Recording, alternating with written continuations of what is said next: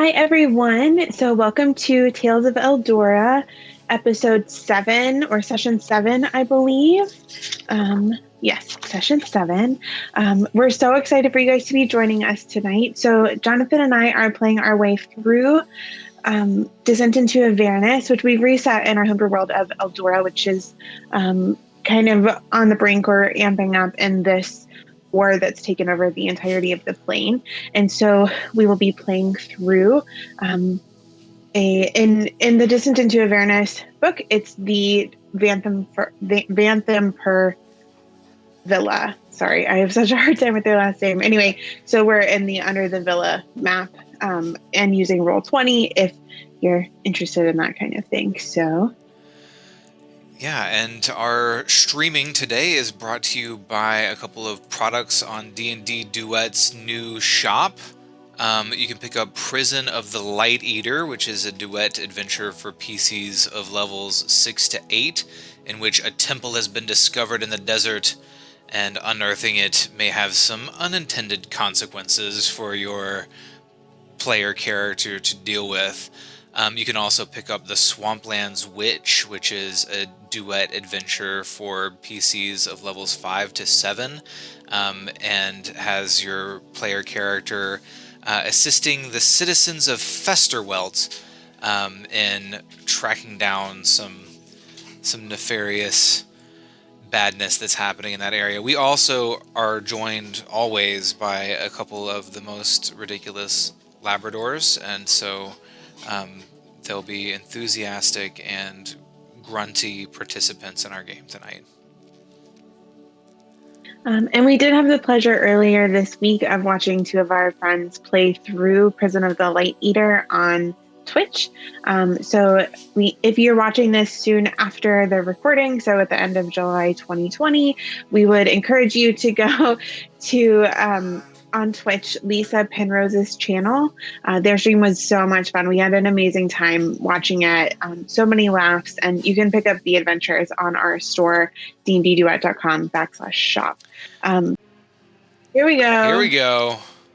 Don't try to get us to stop playing D&D. Internet. We'll just keep slowly plugging along. Can't stop, won't stop.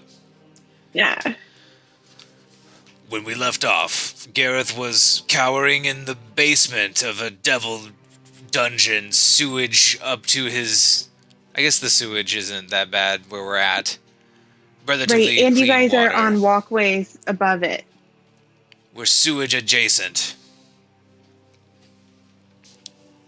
And we were going to continue our crawl. Mm-hmm. Let me see if I can get the music back. Here we go. Okay. Woohoo! Cooking with fire. Is that it, or is it cooking with grease? I think that you can cook with whatever you want to cook with. There's a phrase. Oh, now we're cooking with fire?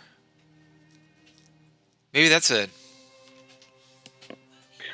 Okay, so thanks to the very persuading whiskers and large eyes and overall grumpiness of Eliza Seymour's pet Tressam, Slobberchops. Slobberchops. You guys decided to take a short rest. So, Gareth, do make sure for me that you took your short rest. Oh my gosh. And you were supposed to level up. Did you level up? Totally. What am I, level 4 now? Mm-hmm. Yep. Oh my gosh, I didn't. I'm so irresponsible. Wait, no, I did. Yeah. Just kidding. I'd leveled up. We did that after the last session. Okay, sorry. No longer irresponsible. That was close. Feels so silly. Okay. So let's see. Are you where you need to be on the map? I see blackness. Oh. I'm where I need to be. Perfect. Okay. So you all are sheltering. And so can I just get you reacquainted with where you are for a second? Please. Okay, so in this dungeon, let's see. Oh, I went too far. Okay, here's what's going on. Lit tunnels, 9 feet high with curved ceilings. Oil lanterns fitted with thick panes of green-tinted glass hang at regular intervals on 1-foot-long iron chains. Each lantern sheds dim light in a 10-foot radius. So you basically the kind of glow of one ebbs into the glow of the other. Okay. Or of the next one. Iron doors. Doors are made of riveted iron plates with iron handles and well-oiled hinges. Some doors have locks or barred windows. Oh, sorry. We'll talk about that in a minute. Brick walls and stone-tiled floors. And then what's going on? It smells like incense where you...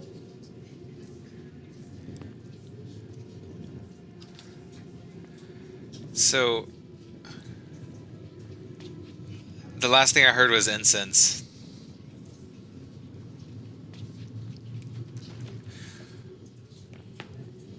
Yeah, you're frozen.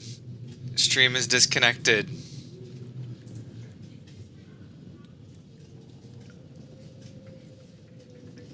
I don't know. I mean,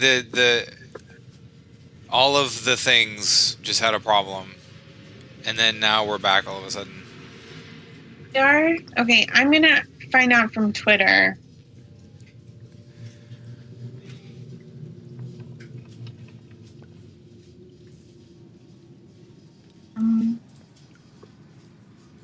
I don't see people talking about having problems.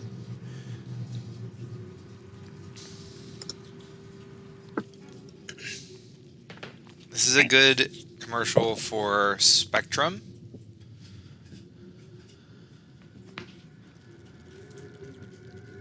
We have really good internet from Spectrum.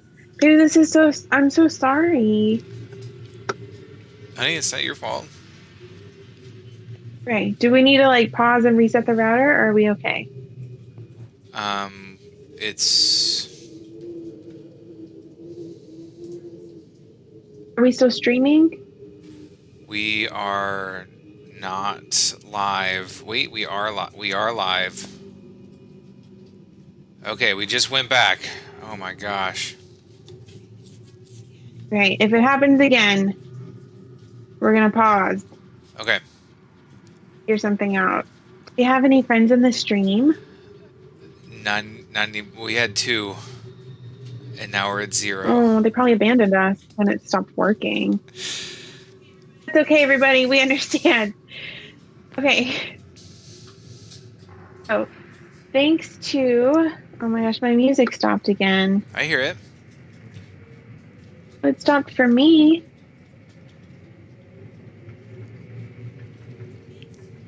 To the persuasiveness of the Tressam slobber chops. That's where we were, right? Yes, you guys you have were taken telling a short me. Rest. Yes, and you were telling me. I heard about. I was incense. telling you about the tunnels. Yeah. Yes. Everything smells like incense, because as you saw, the cultists walking back and forth with these sensors kind of in front of them, burning incense. And so, where you are in the hallways, just so you can get an idea of what's going on with the map. Smooth stone trenches have been cut into the floors, and they channel water and waste toward, I believe, the opposite side of where you are. Yeah. So kind of they're going away from anywhere that you have been thus far. So there's that. The trenches are 4 feet wide and 3 feet deep, with arching stone bridges spanning them at irregular intervals. The ledge on either side of the trench is 3 feet wide. So as you can kind of see that on our map, but I wanted you to have an idea. So, I mean, there'd be plenty of space for you guys to walk, in a single file. You're not going to really be able to walk side by side on the same side of the sewer line, but in case that came up, excuse me, in case that came up as you were walking or you wanted to use that in any tactics or anything, I wanted you to know kind of what you were looking at. And so if you look so for example, as you guys were on your way down here, you had to kind of hop across, or Evelyn had to hop nimbly across the sewer line at this one spot where it doesn't exactly span or doesn't meet. So occasionally that needs to happen. Can I ask a question? If the does Gareth know anything about like the burning of incense has obviously plenty of use in the occult and religion and stuff like that, but is there anything that stands out to him about the way the cultists were walking with it, or do you see Carolina collapse behind me? We're so Yeah, dramatic. she's so funny. Or anything like that? Like, is there like a particular smell of the incense, or is there anything going on with that incense that, in the realm of Gareth's religious knowledge, he would be able to discern? Roll an investigation check with advantage because Tesina will help you. Or actually, investigation or religion. I'm happy with either. Yeah, I'll do religion. Okay. Whopping rolls here, 11. It kind of conjures something in your mind, but you can't quite latch onto what it might signify. You are pretty sure that it's because of the smell of the sewers. Yeah. That's the least part of it. Nice. Okay. And having recently been in a gross dungeony place, this one smells much better than the other murder dungeon that you've been in. Sweet. Cool. So I think when we left off, Tesina was talking to Slobber Chops. And so I think as Yes, they're Tesina and becoming best Slobber friends. Chops are talking, Gareth is resting, and I think he's looking at Evelyn, and I think Gareth is going to say to Evelyn, Evelyn, when we find Eliza, are we trying to bring her back to Captain Legree, or are we just trying to put an end to this? What do you want to do? I guess it's up to her, isn't it? I mean, I think so. She lives or not, but I wasn't planning on staying in the city for a whole lot longer. I mean, this is your home, so. My home is with my boy. I think we have to leave, and I think I have to go to Beacon, wherever it is. If he's there and I can help him, Oh, then...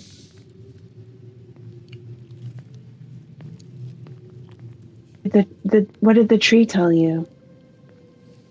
He said that we should not tarry, and that he was alive in Beacon, heading in a direction that Gareth remembers that Jonathan doesn't at the moment. He is heading. Sorry, I can find that for you really fast. Sorry. So he is heading east towards the High Hall.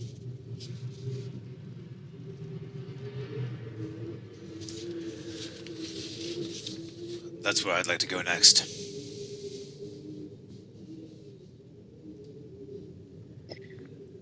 And how did the tree say that you would get to Beacon?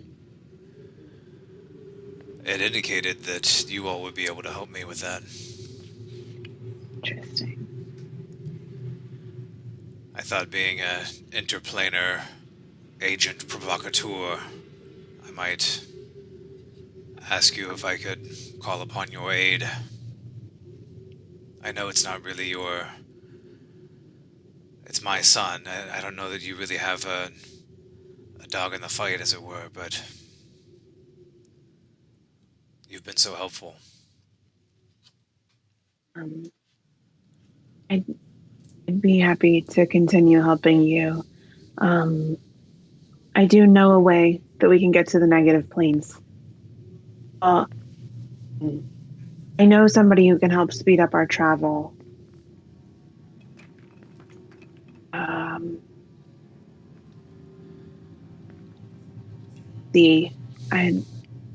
She leans over. I think Tesina might know how to get us to the negative planes. Or if she doesn't, then one of the witches does. But She's just like sitting next to the cat, just... mm-hmm. Right. Yeah, I'll know somebody who can help us. I know you want to get to your son too. I don't think that it's something we should take lightly. We have to move fast, but carefully. Exactly. Speaking of... But I think I owe it to Maverick to see this through at least a while longer. Shall we? Oh, I'm sorry, honey. Yeah. So, Gareth, you start leading the way. Where do you want to go? Gareth is going to go over here. I think we're going to go the South Passage.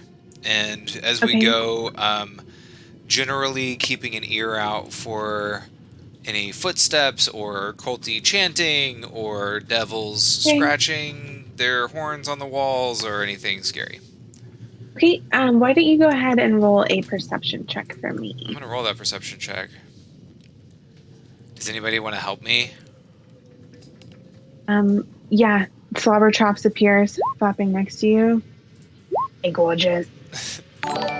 Slobber Chops. That doesn't have to be its voice, but I think it's really funny. Do the voice. Okay, did I show you Slobber Chops? You did, yeah. Right, so you've seen him. Thank you, Papa Bam XO, for the follow. Okay, so we're creeping down the tunnel, and Slobber Chops is keeping an eye out, flapping his little kitty wings, and we got an 11 for perception. Great, cool. I accidentally left my bonus dice downstairs. My secret of rolling in a physical space. Because you can see the roll I just did, right? I did. I saw that 4. What are you doing? Can't tell you, but it doesn't seem very impressive now, does it? Okay, so you guys round the corner. Gareth, as you check down the hall, you don't see or hear anyone coming, at least not at the moment. It's relatively quiet. You do hear the kind of burbly grossness of the sewer, but besides that, it seems to be clear. Okay, so you said you wanted to continue south? We're going to come down here, and if this is a door... Yes, I was just going to say I need to open that up for you just a little bit more. Sorry. So as you continue down the hall, you do see a door straight ahead of you after you kind of make a round, you go around the bend. So there's a door straight ahead of you, and the tunnel continues to your right. Can Gareth go over here and listen at this door and see if he hears anything on the other side? Yes. Roll another perception check for me, Gareth. I'm on fire with these perception checks. Got a 4. And you can roll with advantage. Oh no, I left Slobber Chops. You can roll with advantage since the cat appears right next to you. Slobber Chops, what are your kitty ears here? No. I don't know if I can keep it up. Let's see. Let me see if he has any cool advantages on stealth. I think Tesina would be the one like translating for Slobber Chops, right? Because she's the one with the speak with animals. I think it just speaks. Oh. Oh my gosh, if not, then I feel really silly. It understands common but can't speak. So yeah, Tesina's the one who's like, well, Gareth, he said that. What a disappointment. Okay, that'll probably be easier on my throat though. Okay, so you listen at the door. Maybe we'll get Tesina to help you with your perception checks in the future, since the cat can't necessarily tell you exactly what's going on. Yeah. You don't hear anything happening on the other side of the door. However, the door, let me figure out really fast which type of door you're looking at. I do think that it's a solid wooden door. It seems to be relatively fortified. Let's let's see. It's made of riveted iron plates with iron handles. Do you want to check and see if it's locked? Yes, is it locked? Can I jiggle the handle? Like quietly just see if it gives? Roll a stealth check. Ooh, I'm super good at stealth. How about a 2? Okay. Get me in this door! Fortunately for you, the door is locked, so it doesn't make a whole lot of rattling. Tesina kind of pulls out the case that you guys found in the other murder dungeon. Says, "Here, do you want me to try to use some of these?" Can. Yes. Okay, honey, roll a dexterity check for Tesina, and go ahead and add her proficiency bonus. I'm going to say she's been practicing with her thieves' tools. She might have broken some of the practice locks at your forge. She rolled a natural 1. We're getting all the bad rolls. All the bad rolls out of the way. She has, that's going to be so that's 3 plus, you said, to add the proficiency, which would make it 5. Okay. All right. You know what? It's not worth it. So, Gareth, unfortunately for you all, as you are turning away, Oh no, leave, the door swings open behind you, and a large purple being with a green, wriggly beard of snakes, hey! He flings open the door. Nope. And is very surprised to see all of you. And it... go ahead and roll initiative for me. Or actually, just roll a d20. I'm going to see if he gets to attack first or you guys can get away. So I rolled a 13 for initiative. I think we'll try to confront him if we can. Okay, cool. So he rolled a 15. He's going to take an attack against Tesina while he's here. So he's got a glaive and he just like whips it out at Do you want me to roll initiative for Tesina? Yes. I'll go ahead and roll for Evelyn too.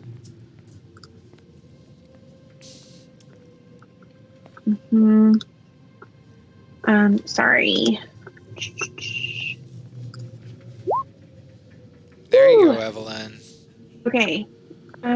Crap. Okay, so now let me just put you guys in initiative order. What a mess! I feel like that David Wallace song. Okay, Gareth, your initiative was 11. Tesina's was 11. It's popped up for me in the turn order thing. 18, 11, 13.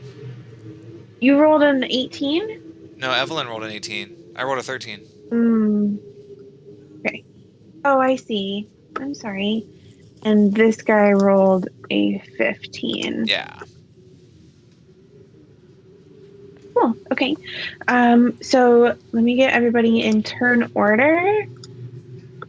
So Evelyn gets to go first, and she's kind of like, Tesina, look out!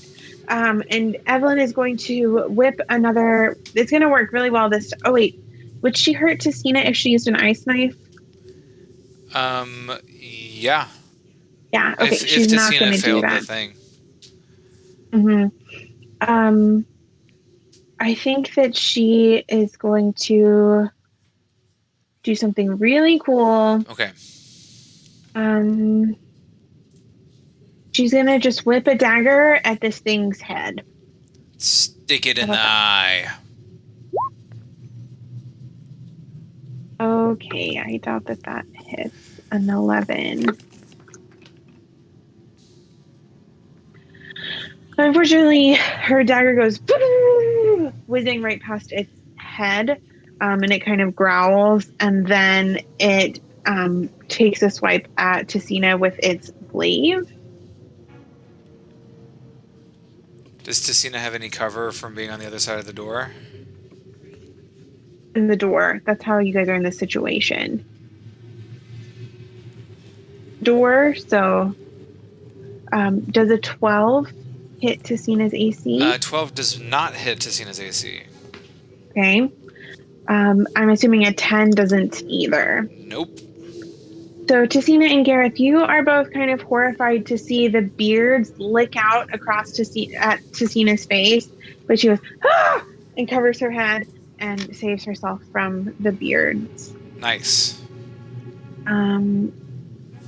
Sorry, I wanted. Oh, here's our skirmish music. There we go. Ba-da-da-dum, bum. Roll that beautiful skirmish music. Okay, so that's Evelyn, Vierno Devil, Gareth. It is your turn. I'm going to spin on my heel, and I assume that I can move through Slobberchop's space. Yeah, he's floating in the air. 5, 10, 15. Can I do that? Yeah, absolutely. So I'm going to whack him with my Hammer of Vulcan, and then I'm going to try to bash him with my shield and push him back, provoking attacks of opportunity from Slobberchops and Tesina. Cool. So let's okay. see if that works. Okay, here's the attack for. Come on, buddy. Time to roll. Huzzah! So 4 points of bludgeoning damage. 22 definitely hit. Okay. And so I took the attack action. I can use my bonus action to try to shove the creature with my shield. I think this is probably contested athletics. Yes. All right. So 24. Beat that, BD. Oops. Sorry. So, Gareth, you notice when you hit him with your hammer, it doesn't do quite as much damage as you might think it normally does. Dang it. Because right now I've made my armor magical, so it's +1. Okay. I should have made my stupid hammer magical. Okay, just trust me, it's gonna work out fine. Okay, so I try to shove him back. Okay, so contested strength check, he rolled a 20. I had 24. Right, so you shove him back how far? 5 feet.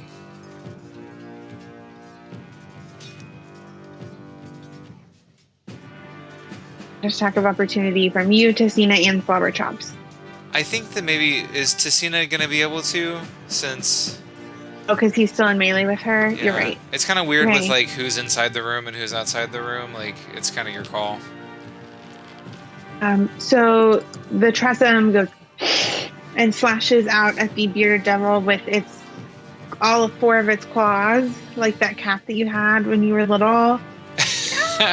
With its back claws. Yeah. Was it Peter the cat? Peter the gray cat. Anyway, so I think Tesina and Peter have a really similar personality. Not Tesina. I think Slobberchops and that scary cat have a similar personality. Anyway, it lashes out with its claws, but it doesn't. It misses the bearded devil in front of you. But I get to go again, right? Mm-hmm.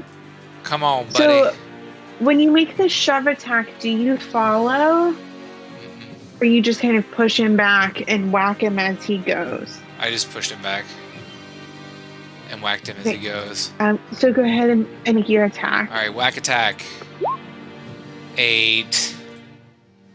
So Gareth, you swing at this man. I'm sorry, you swing at this bearded devil, but you miss in surprise as you hear a voice cry out from in front of you.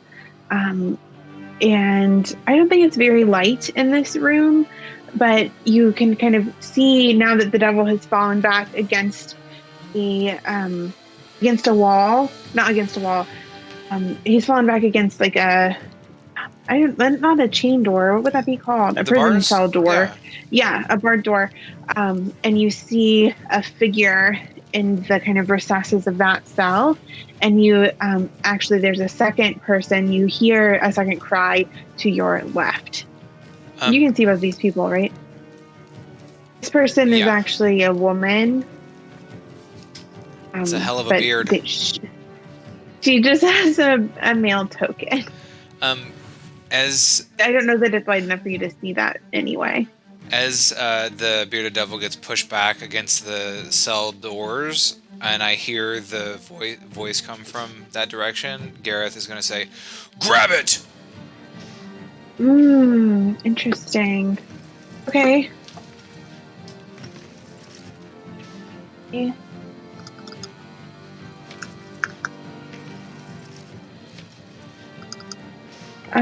Sorry, Gareth. Okay.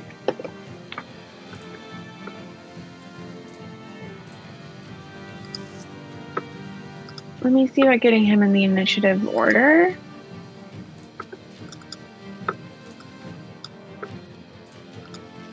I'm planning to see in his next turn, so... Okay.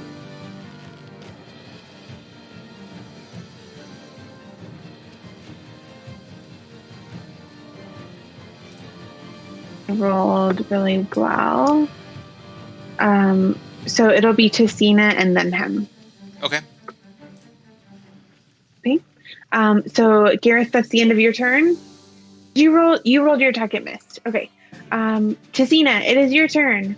Okay, so Tesina is going to step in. Ooh, she's kind of in a bad spot. Okay. She's going to come over here. And I'm going to rule, because of where she's standing with the doorway blocking her from the bearded devil, just like she couldn't make the attack of opportunity, it can't attack her from that spot on the door because they're fully separated from each other. So she can't go into the room without, then provoking the attacks of opportunity. Right. If she moves away. So I think she's going to bravely charge in. Oh, okay. Is that a terrible idea? No, I would be scared of the weird beard, but Tesina's very brave. I think she's feeling very protective of Slobber Chops. Yeah, Slobber Chops could be in danger. So she is going to do something awesome. And that awesome thing that she's going to do is... I don't want to, pull out the nuclear options, I think that she is going to actually take the disengage action and move into the room and investigate, what would it take to open this cell? You want her to start trying to open it, or so that's her. She takes the disengage action, and she's going to see about opening the cell. If she can, yeah. That's fine. Do you want to use her bonus action or anything? She doesn't have much in the way of that, so. Okay. Tesina, you do get the idea I'll just go ahead and tell you while we're thinking about it. You get the idea as you're kind of investigating this cell that it's locked, but it seems like something you might be able to get with your little tools. But I'll go ahead and say to Tesina, as you ran past, you heard a jingly sound on the devil, and you would guess that he's probably wearing keys somewhere on his person. Okay, cool. Dun, dun, dun. Dun, dun, dun. Okay, so this figure steps forward and attempts to grapple the bearded devil and weirdly succeeds. Yes! He loops his arms around the devil and says, "I got him! Hurry! Don't let the bears get me!" I love this guy. I'm so glad. He's pretty fun. Oh my gosh, he's not a man. It's a lady. They're both ladies. Get it, girl.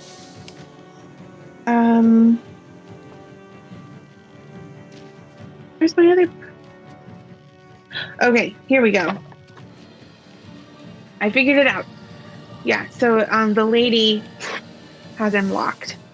I don't know if you know this about me, but starting a prison riot is very much something that I'm enjoying. I'm so glad. Are you very justice oriented, honey? Let my people go! So Evelyn is going to come charging into the room 5, 10, 15, 20. And she is going to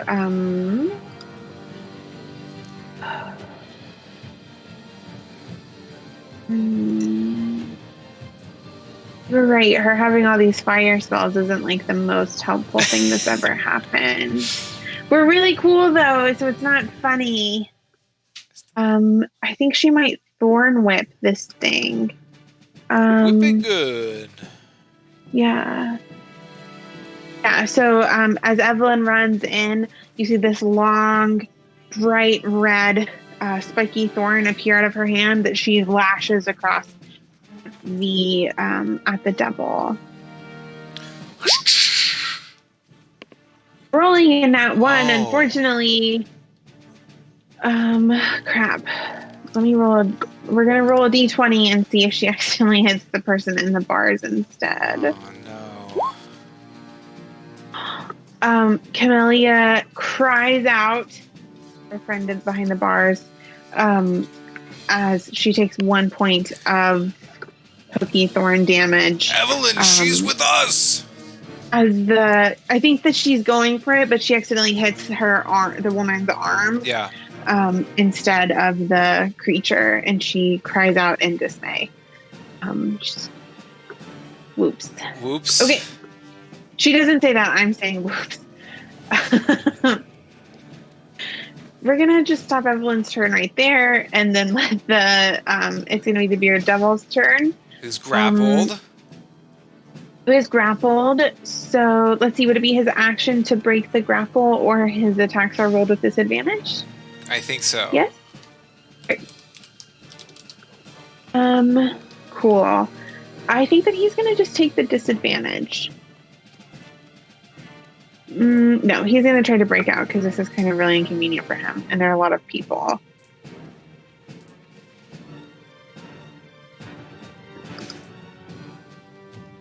Oh, okay. He rolled a 10. We're going to let her roll. The woman behind the bars is very determined and she keeps a hold of him and he's unable to break free. Nice. So grappled means that the speed becomes 0, but they're not restrained, which I always get grappled and restrained confused. Your restrained is worse or more than restrained grappled. Is the attacks have disadvantage. So grapple just means you're not moving around. Oh, oops. Okay, we're gonna let him take his turn then. But it's still his action to break the grapple. Grapple. So I mean. Okay. Okay, Trixie, honey. I'm not Trixie. I'm just telling you. I'm just dropping knowledge that I Thank had to look up. Okay, Gareth, it's your turn. Yay. Gareth is going to take his hammer and he's going to hit it on the icon of Vulcan that's on his shield. Okay. And he's going to cast Magic Weapon on his mace. So it's a concentration spell, and it means that his weapon is magical now. Cool. Okay. So that doesn't actually do anything. Oh, do I get... Hold on. I want to make sure that it spent the spell slot.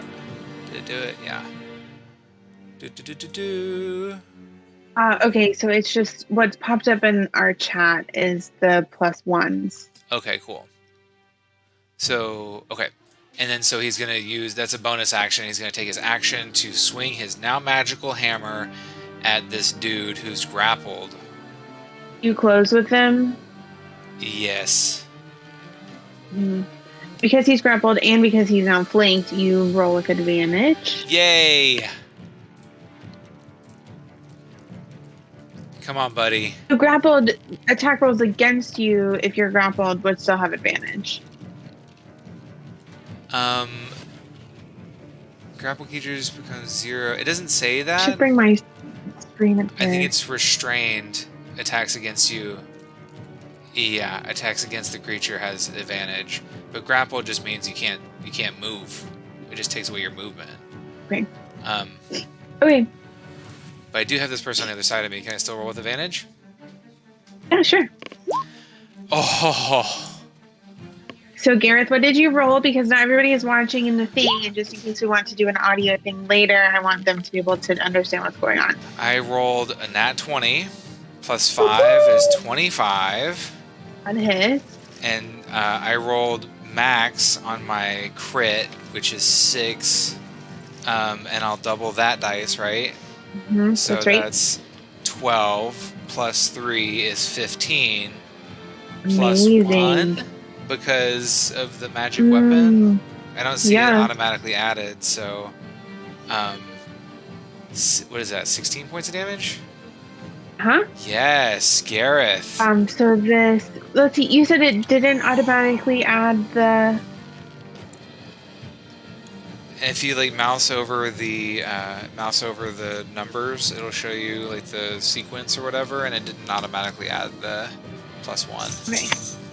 You normally get plus 3 on your attacks. Yes. Okay, cool. That's all I'm I was super wanting to know. strong. Awesome. So yeah, Gareth, you do you want to narrate this attack for me? Yeah, so he's gonna step forward after bashing his shield, and the his hammer that he spent so long, forging items out of becomes weaponized in a new way as it glows bright orange with the blessing of Vulcan, and he just clocks the bearded devil straight in the dome as best he can. Okay. Yeah! Awesome. And so the devil kind of staggers back against the bars that it's being held against and whaps its head behind it. Tesina, it is your turn. Tesina is going to try to pick the lock. As she's over there, as she's trying to pick the lock, she's going to say, hello, mysterious person, we're trying to get you out of here, but are you a good person? Do you want to leave? The person behind the bars says, yes, I'm very good. I would love to leave. Thank you so much. I'm so glad you're here. Are you a good person? Yes, do you see what we are doing to this devil? No, I can't see it at all. Hold on a second. For those without dark vision, like this woman, it's not super clear what is going on in here. Just a pit of scariness. So can she make a good job, Tesina. lockpick check? Oh, sorry, you haven't done anything yet. Yes. Okay. A whopping 8 plus her proficiency would be 10. Great. That is unfortunately not enough to break open the bar. So you think you've got it, and then the bottom thing that you have just gets kind of jammed, and you end up wriggling it for a second. Cool. Okay, the person behind the bars is going to maintain their grapple, and let's see. I think that they're going to maintain their grapple. Okay. I rolled to see if they could make like an unarmed strike, I think, which would have done like 1 point of damage, but they missed. So we're going to let them just hold on. Okay, it is Evelyn's turn though. And I think that she's going to try... I think she's going to try this one more time. Her Thorn Whip. Oh yeah. Wow. Awesome. Oh, it just did 1 point of damage? That's so sad. We would have done more with the scimitar. Okay. No more of that spell. We don't like it. When we were playing, when we were at D&D club at school, one of our druid characters would always go, Thorn Whip! Like really excited. And 99% of the time would miss with Thorn Whip. Is it a cantrip? Oh. Yeah. Yeah, so like she would miss every single time, and then the like twice it ever hit, it was such a momentous occasion that people like jumped up out of the table, and yeah. Oh, that's so sweet. Yeah, Evelyn kind of looks at the whip in her hand, and is like, "What the?" and just throws it on the ground and draws her scimitar instead. So, she'll be ready to do something really cool on her next turn. Awesome. Hey, unfortunately, it is the bearded devil's turn. Come on. It's going to kind of, and it is going to attack first with its beard, the person who is grappling it.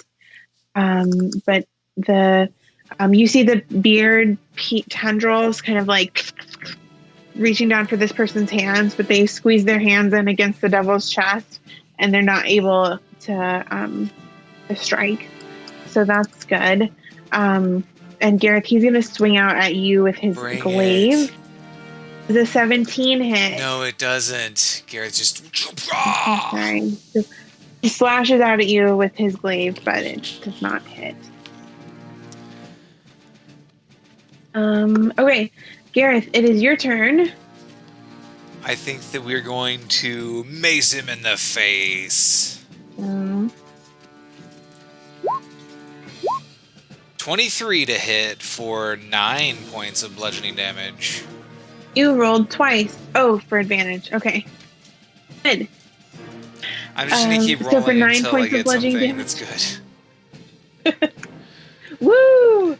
This game is easy. Okay, so the devil in front of you kind of cries out as you whack him again with your hammer, and he looks rough. Awesome. For my bonus action, ooh, let's see. I'm just gonna like kind of crowd his space with my shield and like just. I don't know. I can't really shove him anywhere or do anything, but it's just gonna feel. You want to do a spiritual weapon or anything? Or are you happy? I'm trying to conserve my spell slots. Got you. Okay. Ooh, wait. Hey, when we level up, do we get our spell slots back? You don't get them back, the ones that you've expended, but you do get that new spell slot. So from 3 to 4, you get another second level spell. So you do have that one. Okay, cool. Cool. So it's Tesina's turn. Oh, Tesina is going to pick the lock. Interesting. Come on, Tesina. I'm going to let Tesina roll with advantage because the kitty has started to help her. Oh, and that's enough. So, Tesina, with your, what would that be? That would be a 17. 17. You kind of, you felt out the lock, even though it got stuck the first time, you clink, and the cage door swings open, and a human woman with kind of like medium brown skin and blonde braids is kind of like crying with her hands beside her face. In relief. This would be so frightening. Tesina's going to say, it's okay. Maybe just wait until everything gets died down, but at least now you can escape if things get bad. Well, wait, what else is coming? Oh, we don't know. Just now the door's open, so seize your own destiny, but don't go anywhere right now. Okay. Woman just sticks her arm out of the bar so that like the door couldn't get closed without her stopping it. But she'll kind of wait on the edge because you just freed her. You're very convincing. Perfect. The spy is going to maintain the grapple. It is Evelyn's turn again. She's irritated with the whole situation and is going to roll in at one with her scimitar. Evelyn needs a timeout. Gareth is just like looking at her like, are you okay? Okay, so she doesn't hit the other person. She looks at her scimitar like, what the hell? She like maybe nicked one of the beards almost, but it wriggled out of the way. She seems to be really upset by the beard. I think we're all upset by the beard. Mhm. You get an idea. I'm going to make an immediate DM ruling. Gareth, you have a sneaking suspicion that Evelyn might have seen one of these before or something along those lines. She seems to be especially freaked out by it. Passive insight. What is your passive insight, by the way? My passive insight is 14. It's my highest passive thing. Nice. So unfortunately for the bearded devil, I'm sorry this is like nobody's rolling well at all. Gareth it's like is having the a great lamest level time. 4 fight ever. Gareth is having a great time. I'm sorry that none of the people attacking you are rolling really well, and none of the people helping you are rolling very well. So the beard once more lashes out at the person holding it to no effect. It's just too short. The stubby beard. And I should have. I bet. Oops. Cool. Okay. And he swings at you again, Gareth, but also no effect. He misses. Or you bash it with your new shield power. Shield power! Okay, Gareth, it is your turn. We don't see anything wrong with bashing his face again. Okay. Person behind you. Kill it! Kill it! Kill it! I'm working on it! The devil. 15 to hit for 8 points of bludgeoning damage. Okay. He's just like you're just like beating a piece of metal to flatten it out, right? He's just going into this devil's forehead. Like okay, Tesina, your turn. Tesina is going to turn around and whip a dagger, probably? Yeah, she's gonna whip a dagger at this dude. Ska! Wait. Instead, she's gonna use a cantrip, and she's going to cast Mind Sliver. Ooh, what does Mind Sliver do? He needs to make an intelligence saving throw. And I remember... Okay, he makes these with advantage. Yeah, I remember these devils get advantage on those. But maybe he'll roll bad. He rolled a 2 and a 5. Whoop, whoop. Okay, so I'm interested in you narrating for me what a Mind Sliver spell does when Tesina casts it.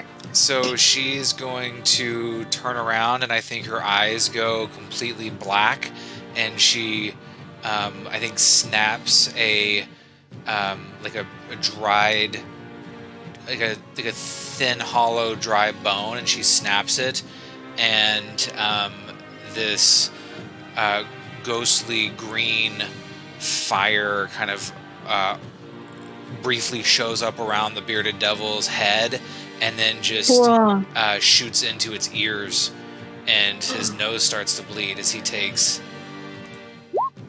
2 points of psychic damage. Nice. And then if he makes a saving throw, then let me know, and he'll have to subtract a d4. He failed his saving throw. Right, but in the future, since he's been mind-slivered, he makes saving throws with a d4 penalty. Oh, cool. Okay, and so this is a new spell. I see it marked as Unearthed Arcana. Yeah. It's a cool little cantrip. Mm-hmm. I'm surprised with the D4. I don't know that they'll keep that forever, but I'm happy it's there now. Okay, your buddy is going to continue to hold this devil. It is Evelyn's turn. She's getting kind of irritated. Use the sharp side. Now she's glaring at you. She misses again. Sorry, I should have had her do something else. Okay, that's what Evelyn's doing. She can't call her little friend right now because it'll hurt everybody else too if she summons him. Okay. The devil's turn. it is going to do something sketchy this time. It's getting kind of desperate. So Gareth, you see like the kind of big, its eyes growing wide.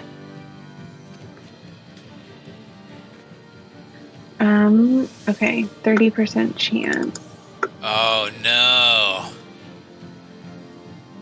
Right, so if it's 30 or under, something terrible happens. Oh no. So the devil starts muttering something horrible under its breath. And Gareth, you get like kind of chills up the back of your neck as another bearded devil appears. Bummer. Okay, hang on. Oh no. Wait, I wanted... Probably if we kill this one, that other one will be banished too, right? Sorry, I'm trying to find where it's... I want another token for it. Why don't you you can copy that token, right? It'll link their health. Oh. I'm gonna grab one of the spine devils and then just give it more health. So Gareth, from behind you, you hear and another bearded devil appears. Gareth is like, come on! Okay.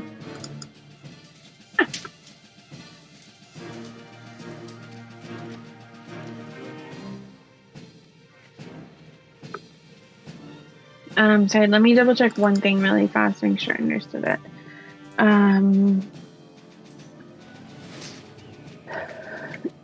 So, Gareth, roll an intelligence or roll a religion check for me. Okay.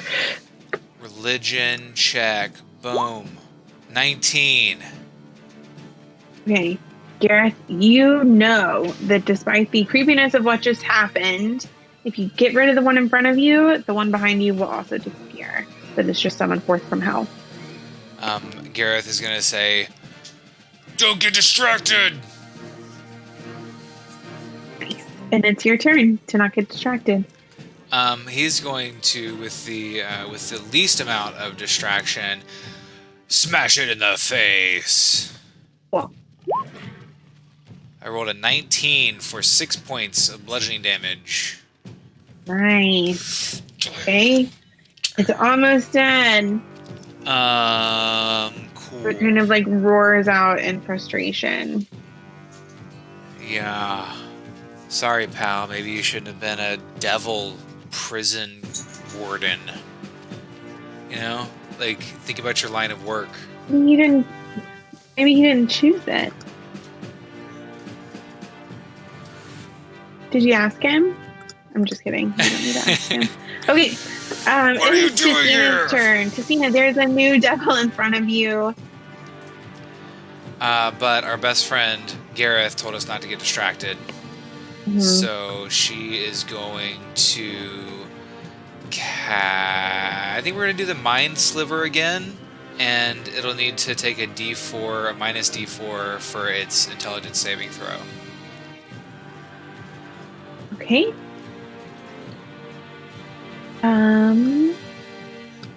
So I had to get its friend in the initiative order. So it needs to make an intelligence saving throw. Yep, and minus D4? Minus 2 is what she rolled for a D4. Okay. How does a 5 strike you? It's rolling so bad.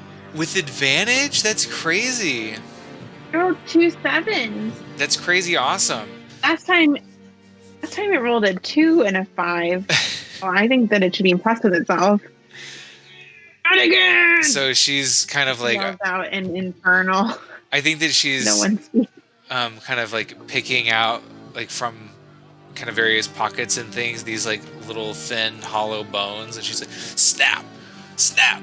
And it's just like... I love it. So, I need to roll that D6. So he'll take 1 point of psychic damage. He's getting very flustered, for sure. Okay, the spy maintains their grapple. And sighs deeply. And let me see what's going on with this. Yeah, we should have stayed away and been throwing ice knives this whole time. Woo! There you go. So Evelyn takes a slash at him with her scimitar. You see that it embeds pretty deeply, but the wound kind of knits right back up. And Evelyn kind of groans in frustration. Oh my gosh, Gareth. Oh, good. I thought I took the health away from you. I was really worried. Okay, so it is Gareth, the thing behind you. Rolls with advantage. Does a 21 hit? A 21 does hit. How about a 23? Definitely hits. So Gareth, you're focused on the bearded devil in front of you, and uncannily from behind, the beard somehow strikes you in the back of the neck. Make a Constitution saving throw. Con save. Come on, buddy. I think we're good at these. Oh, until we critically fail for a total of 3. Okay, so you are poisoned. Okay. While you're poisoned in this way, you cannot regain hit points. Okay. You can repeat the saving throw at the end of each of your turns. Okay. Okay. You also take 5 points of slashing damage from its glaive. And make another con saving throw. Okay. A whopping 10. Okay, so you will take damage at the beginning of each of your turns from your infernal wound. So, Garrett, there's something wrong with the slash that has just appeared down your side. And then it's nice that we fought these in our other game so that now I remember this weird mechanic. Yeah. Like the growing terribleness. Yeah, the extra D10 each time. Whew. So it's interesting. Okay, sorry, this is just a tangent for a second. It's just for interest. I think this is really cool. So if something's taking attacks from the glaive and the beard, if you're poisoned by the beard, you can't be healed. Like you can't regain hit points. Right. And then the glaive functions, it stops if you're magically healed. Now you can't be. Right. I think that's fascinating. That's cool. The 1-2 punch of bearded devil crappiness. Yeah. And then they call more bearded devils to attack you with their beard. Cool. So he was accidentally super successful on his turn. I don't think that... so I have down 5 points of the damage. Did I take another... Sorry, you took another... You should have taken 9 and then 5. Okay. That's not good. And Gareth, roll one more con saving throw for me to see if you can maintain concentration on your +1 weapon. Come on, nat 20. Okay, cool. So, Gareth, it's hard, but you kind of feel this blazing forth of fire energy on the inside, and you are able to maintain concentration on your spell. Cool. It is the other bearded devil's turn. He is Wait, he just went, right? Is the one behind you. The one behind you just went. There are 2. Right. I thought the bearded devil in front of me went, and the... Okay, never mind. The one behind you went first. He rolled a 16 on his initiative. The one in front of you is going next. He rolled a 15 on his. Okay. That's why I think that was part of why the attacks were hitting, because they were coming from behind. Okay, and so this one, are his attacks with advantage as well then? He's only grappled, so his speed is 0. So if he attacks me, then yes. If he's going to attack you, do a 23 and a 24 hit. Come on. Yes. You take a total of 23 points of damage, 10 from the piercing of the beard and 13 from the slashing of the glaive. I passed both of my con saves, though. That's good. I was trying to decide because you can't. I'm gonna rule that you cannot be re-poisoned. But I guess we need to know if you're poisoned. So wait, okay. I just took 23 points of damage. You took 23 points of damage. Gareth falls down. Oh no! Oh my gosh! I have 34 hit points. 23 points is no joke. Well, I'll figure something out. Wait, so like you can't be healed, but I just passed my con save. Like I rolled 3 crazy good con saves. Mm-hmm. Would one of those shrug off? When do you get to save against like the poison effect or like the healing effect? At the end of your turn. Oh, so I haven't got my turn yet. Is your turn next? And I do have relentless endurance, so even as Gareth is being demolished, he's still like I think he's like down on one knee and he just like gets back up like he's still up. You need to roll for your relentless endurance? Nope. So you're up with 1 hit point? Correct. Okay, so Gareth, the devil in front of you, you hear kind of like this deep belly laugh for a moment as you fall to the ground. Evelyn gasps, concerned. Stay the course. Oh my gosh. Okay. Gareth, it is your turn. Yay. So when he falls to... Oh my gosh. Roll your... I need you to roll your con saving throw to maintain concentration on your spell as well. Okay. So many con saves. So wait, okay.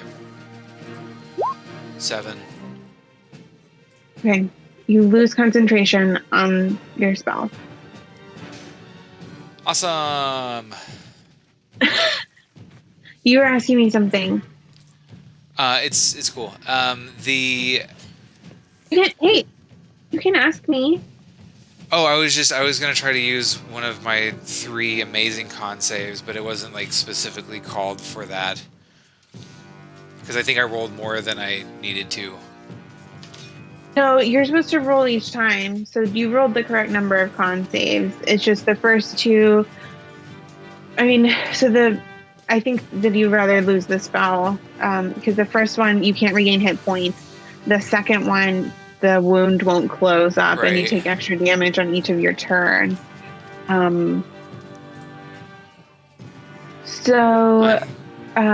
Really fast, Gareth, can I explain something that kind of comes to your mind as you make your decision about what you want to do for your turn?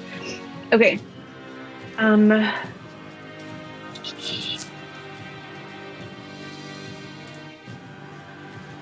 You do have a sense. It kind of comes back to you as something you'd overheard your wife say once when she was talking about these infernal wounds, that they can be closed, and that once that happens, if someone is able to close the wounds, that then the power that prevents them from healing goes away. And at the end of your turn, you will be able to make a saving throw to see if this poisoned effect leaves you or not. Okay. So I'm starting to get confused. If I was going to quaff a healing potion. Can I do that or not? You can. You cannot regain hit points. Okay. Because of the poison. Okay. I don't want you to just lose your healing potion. Okay. And Tesina goes after you. So if you want to decide for her turn, I'm just going to go ahead and tell you because it's kind of complicated. You can make a DC 12 wisdom medicine check to close the wound. Okay. So if you want to leave that, you're the hero. If you want to leave that to Tesina and Evelyn to try to heal you, they've got you. Right. Okay. Right. Okay. And because you are in the best situation to take out the being in front of you. So this, like, you see the desperation blazing in its eyes. This is like so cool. It's so fun. I know that that's like a really hard decision for you to make. So I want you to be happy with what you decide. But I also want you to know the devil in front of you looks terrible. But whatever Gareth would do, we're on board for it. Oh my gosh. Okay. I don't want to pick something that's going to have him make a save. So I think that Gareth is going to squint his eyes into the face of this terrible being, and he is going to do a...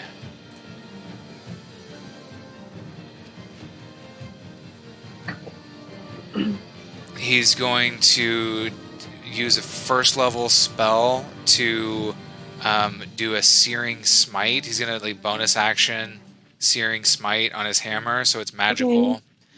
And Okay. he's going to clock this guy with his mace. Okay. Okay, so he Roll needs... your attack with advantage. And he needs to make a con save. If you hit. Yes. Come on, buddy. Oh, yeah. So, I'll take the 24. Okay. Can I take the 5 points of bludgeoning damage, or do I need the 4? Let me see how he does on his con save. How about that? Okay. You're a merciful DM. Is that okay? Yeah. Okay, so he rolled a 24 on his con save. Okay. I'm going to rule that you do get the 5 points of bludgeoning damage. Okay. Because with your bonus spell, which was exactly what you needed. No way. So Gareth, you like put all of your might and energy, wham, into this being in front of you. You feel kind of an extra pull in your heart. And you swing straight through as it disappears from in front of you, as does the one behind you. Oh my god.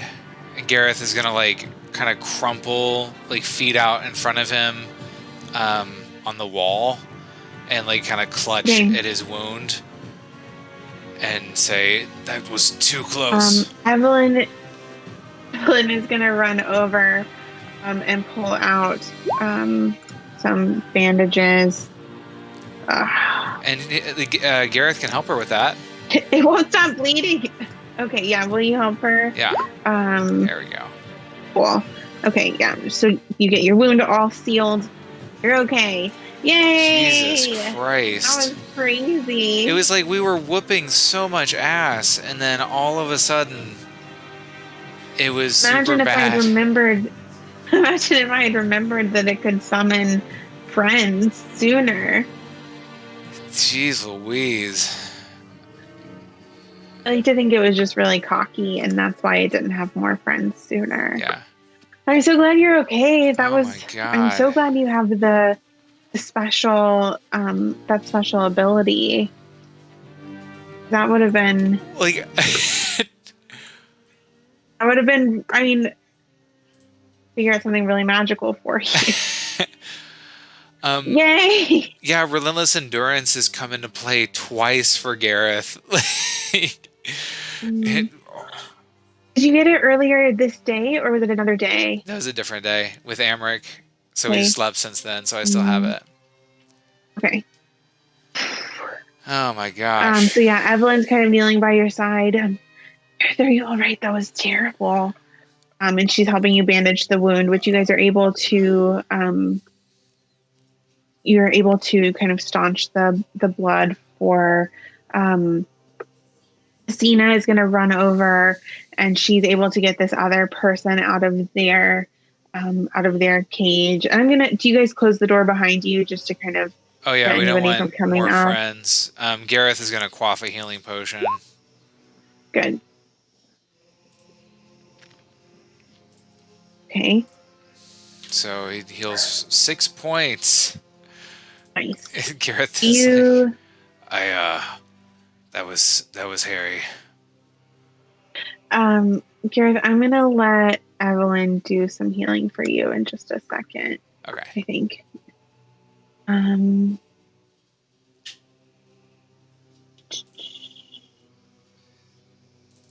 think Gareth is gonna take another one. Okay. So. Are you really hurt? You I are was really at hurt. 1, I knew that. and now I'm at 14. Sorry, I knew that. Evelyn is going to do a second level healing wounds for you. Or wounds, I mean. Oh man, I rolled so poorly. Second level higher cast. I rolled a 1 and a 2, and I get +3. Oh, that's On so D8. terrible. A waste of a second level spell. So 6 more points? Yeah. Yeah, We're really sorry. Gareth is looking better than rough, but he's at 20 out of 34. Okay. Did you use all of your hit die when you guys took your short rest before? No. He's got 2 more, actually. You want to take a short rest? Yeah, maybe we can take a short rest while we talk to these folks and kind of like barricade the door. Is that okay with you? Sure. Yeah, Tesina is really excited about her new skills with the lock, so she's able to kind of reverse lock the door. I worried for a second she might have locked you all in, but I realized she just turned the handle and was just kind of pretending. Gareth is gonna look at the person after they get out of the prison cell, the one that was holding the bearded devil.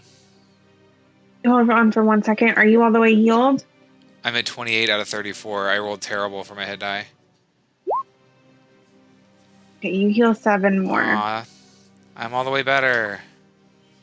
Yay! Jeez Louise. Evelyn kind of like lays her hands on your shoulders, and you hear her murmuring and then and feel the rest of the way better. Thank you. Wow, that one just really got the jump on me. I know we needed to focus on the other, but that one was crazy. I'm really glad you're all right. She kind of turns over her shoulder where this other person is like. Tina kind of hurries over and lets them out. And she's like lit a lantern and stuff, so you guys can see in this room again. Gareth is gonna like, what does this person look like? And he's gonna say, that was, thank you. You were instrumental in us being able to overcome that devil. I'm so relieved I was able to be of assistance. Just a general perception check to kind of get an idea about the two people in here. 15. Cool. So I'm going to give you the short version, and then you guys can ask some questions. So Gareth, the woman across from you is named Camellia Vierno. She is a Saudade woman who works with the Council of Seers, and she's going to say, I came to the city as part of my training. I'm working in interplanar affairs, and then, it was one unfavorable reading and then a few too many questions, and Eliza locked me away. But I wasn't able to let anyone know. I mean, it's certainly a breach of our treaty, but the Council of Seers will not be pleased when they learn what's happened. And Gareth, roll a history check for me too. Okay. Also, Carolina's belly behind you is so cute. We're just stretched out. Pink belly. History 6. Okay, we're gonna let Tesina fill in for you a little bit. Oh, the Council of Seers, that's so interesting.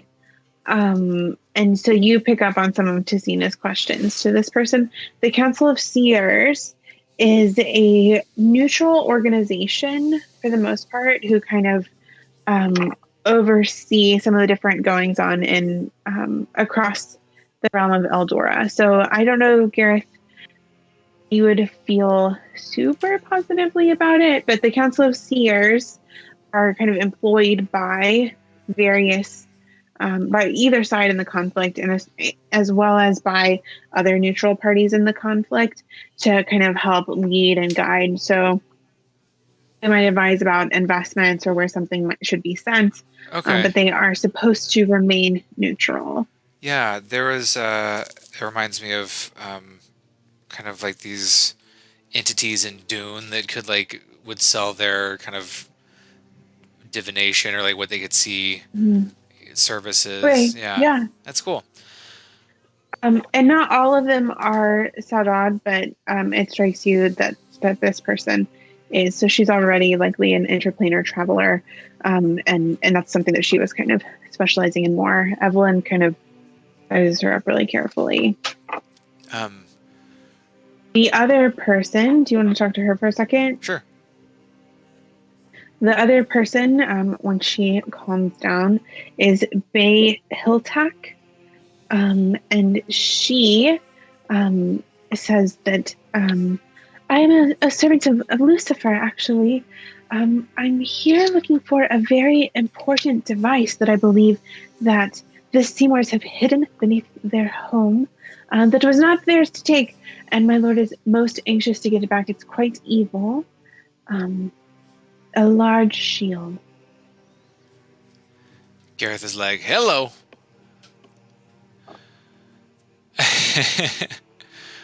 I'm gonna, let's see. So that's the kind of, talk to them about, you're more than welcome to. Yeah. But that's kind of the baseline for everybody.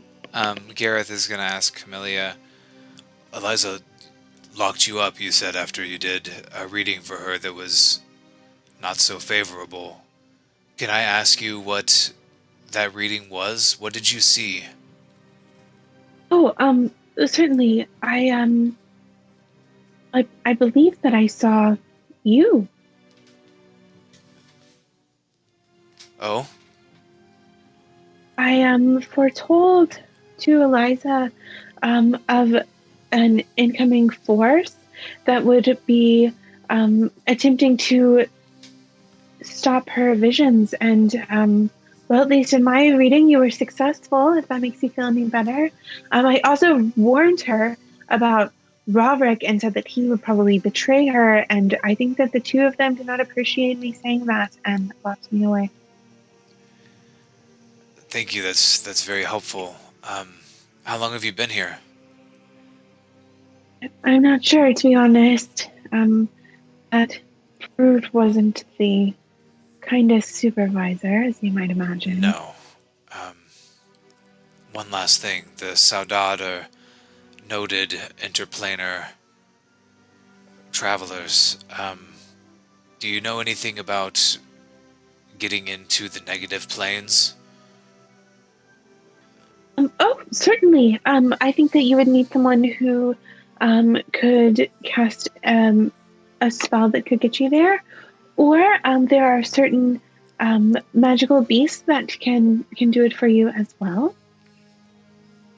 I've heard of this woman in Lee's Main who raises them or something like that, some sort of secretive society.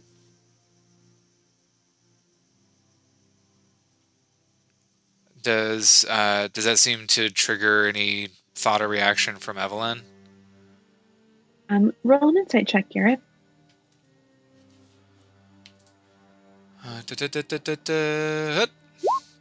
Nat 20, 24. Evelyn knows exactly what this woman is talking about, and she's pissed that she brought it up to you instead of letting her do it herself or something. She knows, and she's mad. But you get a sense that that might have been what she was referring to earlier. Okay, cool. And it's Bay? A-B-E-I. Is that too silly? I thought it was cute. No, I just didn't know if her name was Bay. Bay, okay. Not like Bay. Bay is Bay. Bay, this shield, were you apprehended trying to recover it from Eliza? Where do you think it Yes, is? some of these beastly cultists took it from me. Well, not took it from me, took me away from it. I had a sense of where it was. Let me see if she knows. So, okay. She explains to you that the shield, as far as she knows, is kind of on the opposite side of the dungeon from where you all are now. But she got relatively near it, so she got closer than she was when she came in.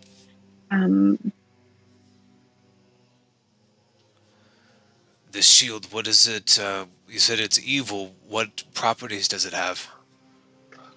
Well, it contains an evil being that desperately longs to be set free to wreak havoc on the world. That shouldn't be allowed to happen. I am going to take it back to my lord.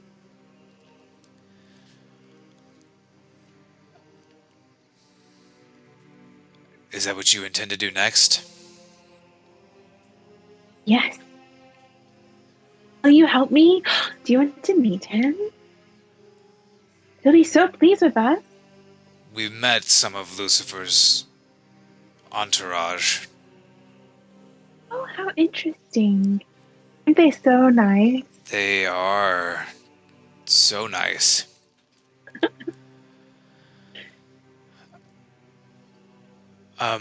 I don't want to be rude, but what can you do? Because like this person just kind of sat back after the door was open and watched us almost die from the devil, and so Gareth is wondering if she's going to be a liability. Gareth, roll a persuasion check.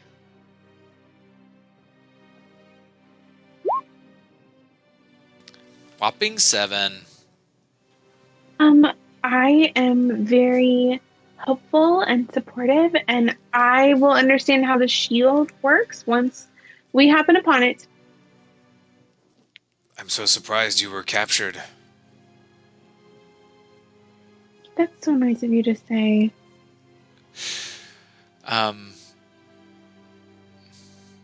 Camellia, are you planning to escape this dungeon next?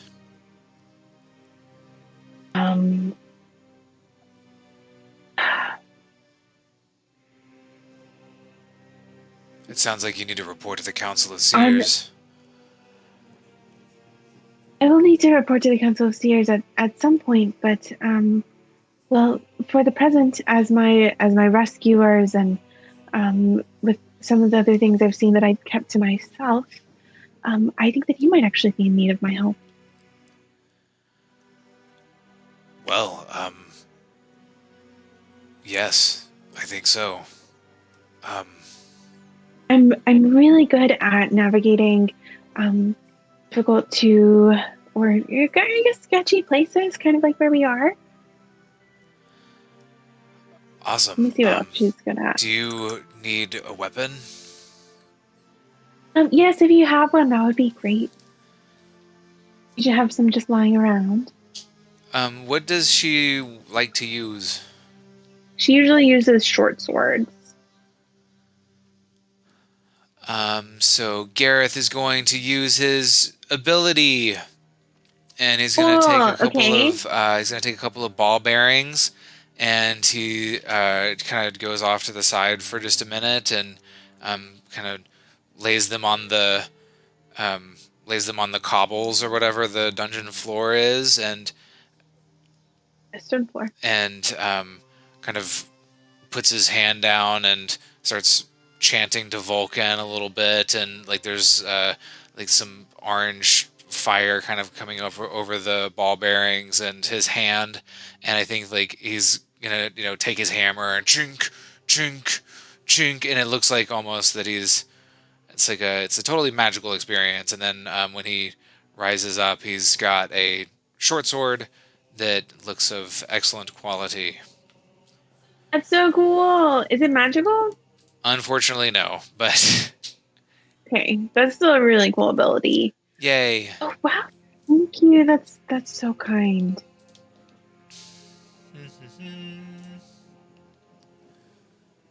It's the first time I've gotten to use But that ability. I'm so glad, honey. She tells you. I also had an opportunity to look around the. Sorry, there's a. Oh, there it is. There's a hair in my mouth. Um, I also had an opportunity to look around the dungeon a little bit as they kind of dragged me away. I can help with what are you trying to find? Are you trying to find Eliza? What is it that you aim to do? We came here to bring Eliza to justice and to confront Rurik about the fall of Beacon. You're going to take Eliza's orb away from her. It sounds like she's using it to do nefarious, terrible things, so... Yes. She's using it to speak to Azrael and among other nefarious things. I don't think that Gareth... He's heard the name Azrael before, but I think that he didn't do very well on his religion check before, so he's going to ask her, not that I don't know, but maybe Tesina wants to know more about Azrael, but what can you tell me about Azrael? The fallen angel of death. Oh. Yes, that one. Yes. Well, they were working with. I think that they were working. I believe that they were actually working with the Army of Light, or that she was, or something, and had gone into the negative planes, and then she became stuck there after a battle went poorly about 100 years ago, something like that. And so ever since she's grown more and more corrupted. And you know how Pandora's realm is and how Alessandra is, of course, but Azrael has begun working for the Dark Goddess. Azrael is in league with Alessandra. Or at least to some extent, that's what we understand. And some of this would be disputed, I think, by Evelyn and Tesina. You get that there's not exact agreement around it, around what exactly has happened. Gareth, roll another insight check for me. Insight, 8. Okay. Evelyn doesn't like your new friend.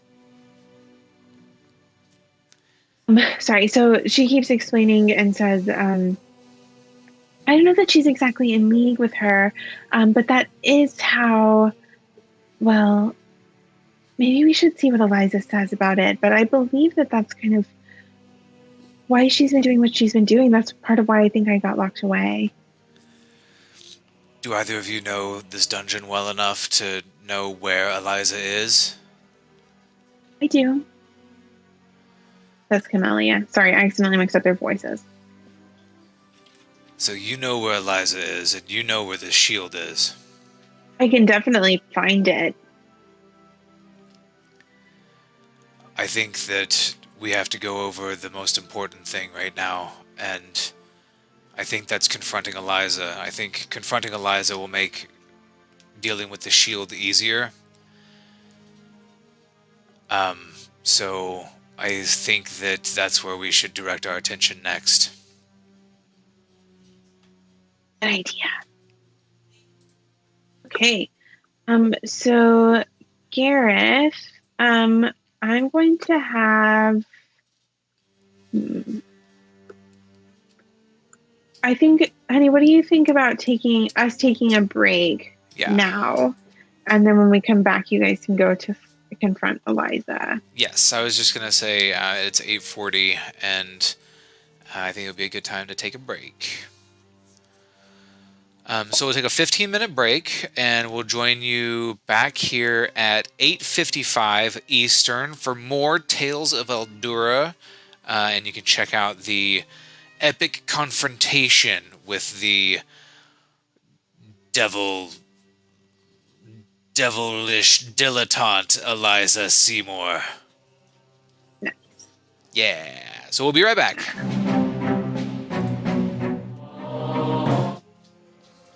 And we're back for more Tales of Eldura. So, honey, I went ahead and I shared the Tressam stat block with you, and I just sent you the Spy stat block, which is the one that Camellia Vierno uses.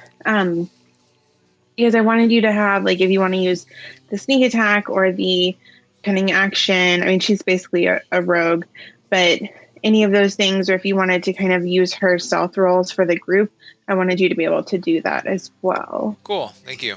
And so, yeah, you're welcome. Right before we took our break, just to make sure we're all on the same page, right before our break, you guys have been talking to Camellia and to Bay about the shield and Eliza. And so you decided that the next thing that you would do is go get Eliza Seymour. Right. And then go get the shield. And then I would probably ask Camellia if she could draw a map of the dungeon. Okay. She does so. Let me see how well that goes for her. Yeah, so she draws out a map of the dungeon for you. I'm gonna, let's see. So as she draws the map for you, Gareth, if you will just, I think, zoom out on your map just a little bit. Uh-huh. I'm going to take you over to the one spot. Oh, sorry, I'm on the wrong thing. Yep. Move you. Okay, so right here, there is a secret door into the room where Camellia is almost positive that Eliza Seymour will be speaking to her orb. Cool. Well, that sounds great.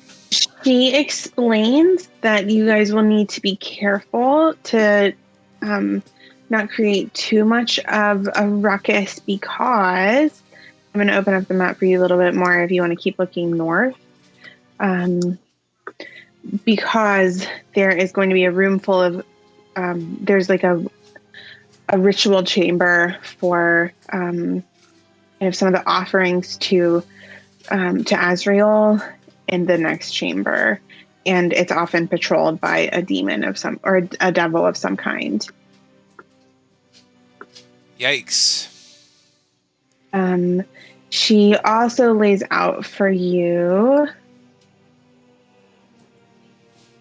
We're gonna make the executive decision that it's going to be more fun to figure out what's happening than it is for you guys to just like kind of guess at the various rooms.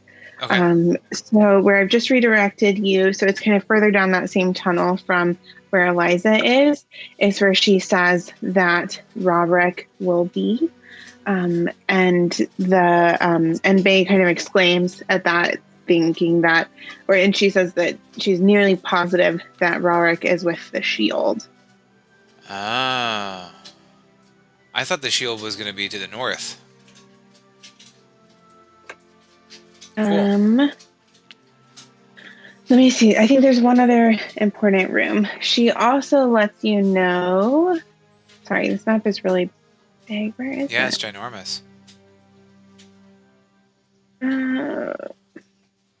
Oh, sorry. So that is the same room, she says, where there should be quite a bit of treasure alongside the shield.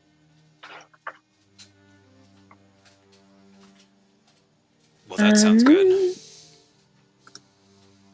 I think it's funny. Gareth is so like lawful, except for sometimes when he's robbing people.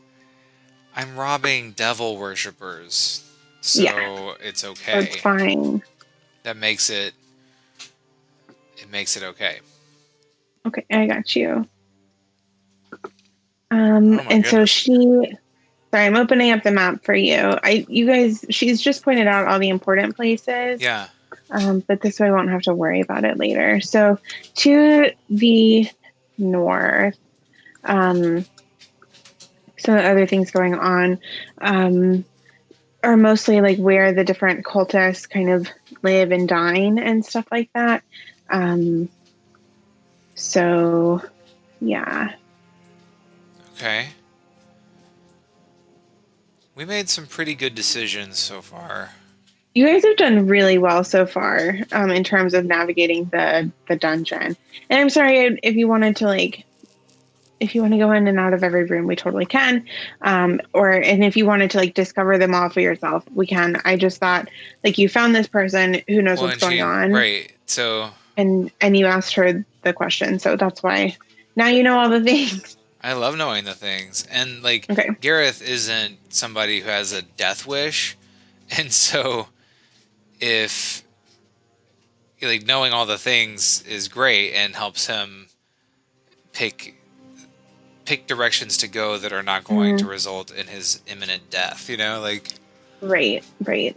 And at the same time, you would have a pretty good idea that Millicent Legree could kind of swoop in and take care of some of the extra people across the dungeon if need be.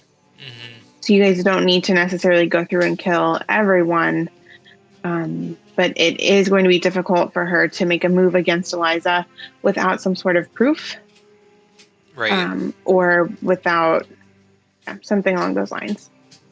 Yeah, and I've got those stones where I can call in the cavalry. Mm-hmm. Yeah, so if you guys do fall into some sort of disaster. And there's one other thing I wanted to tell you, just in case it was unclear. I don't want you to feel like if Gareth doesn't want to take Faye with him, that he has to. And if you want to just have a little conversation with Evelyn and Tesina or something, you guys can do that too. Yeah, so I think after I feel pretty positively about Camellia. I'm sorry that Evelyn doesn't, but I think that if we could have a little powwow with the party, I think Gareth would let's talk out a plan and make some decisions about that. Okay. Evelyn, what do you think? Do you think that confronting Eliza as quietly as possible, and I think that we'll have to have somebody making sure that no secret doors into the altar chamber are opened. I agree. I feel like we've got to do containment. Maybe we can find some way of closing them. Although with stone walls, if we're not loud, maybe we'd be fine. How much do you want to talk to her before we kill her?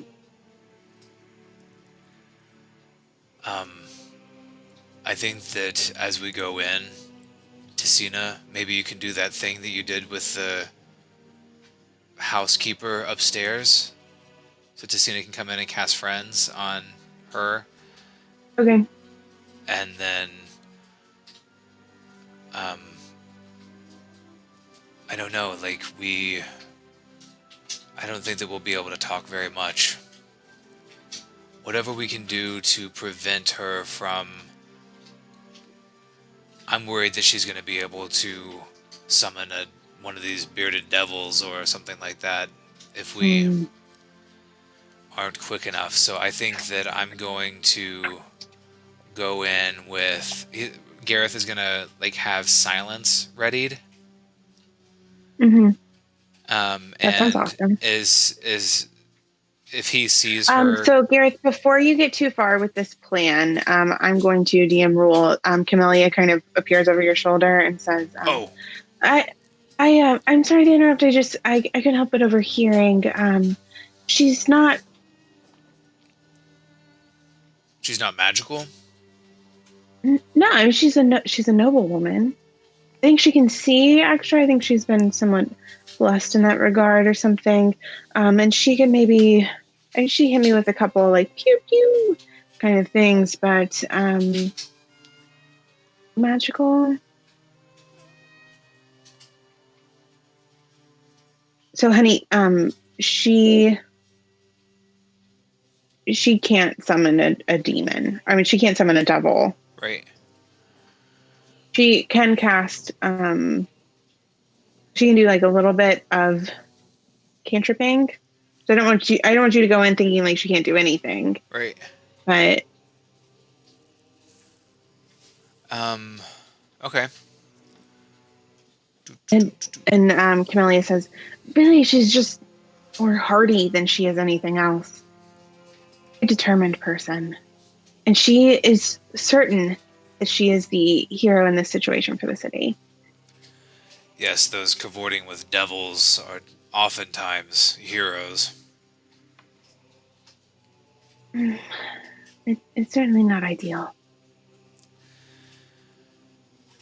Okay, so we go in. Okay, thanks. Evelyn just kind of like pushes her back away. We go in. What are we going to do about the blonde one? We contain the situation. We interrogate her. I'll try to slap some manacles on her and gag her. If she doesn't allow us to do that, then we fight as quietly as possible. If things are getting too loud, I'll make it quiet. Good idea. And to just charm her? That can be charming. I'm gonna lead with charm, especially with Tesina's help. Oh, good. Okay. Is Evelyn suggesting to use like suggestion or something? Evelyn is suggesting that she use charm person. Okay. Let's go. We have kind of a plan. Okay, I'm going to take... Are you all going? I think that with Bay, we might have Bay as lookout. Perhaps we could put Bay like around this corner or something. Do you see the... So that she can like keep an eye on the hallway. Okay. And then where do you guys want to be? We're looking for the secret door is... Okay, roll a perception check with advantage.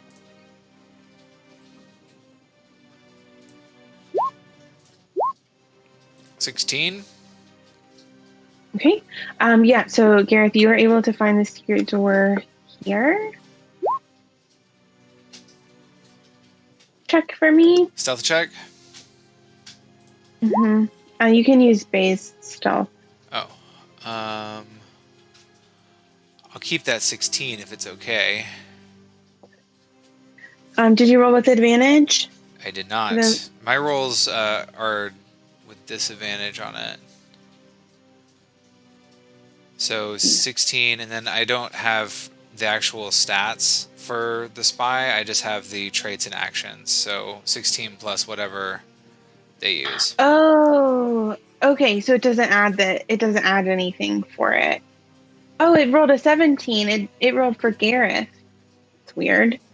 Okay, sorry. So she would have rolled a 21. Cool. Cool. That's a lot better. Okay, sorry. There are cultists down the hall that I was trying to figure out if they saw you all or not. Luckily for you, they did not.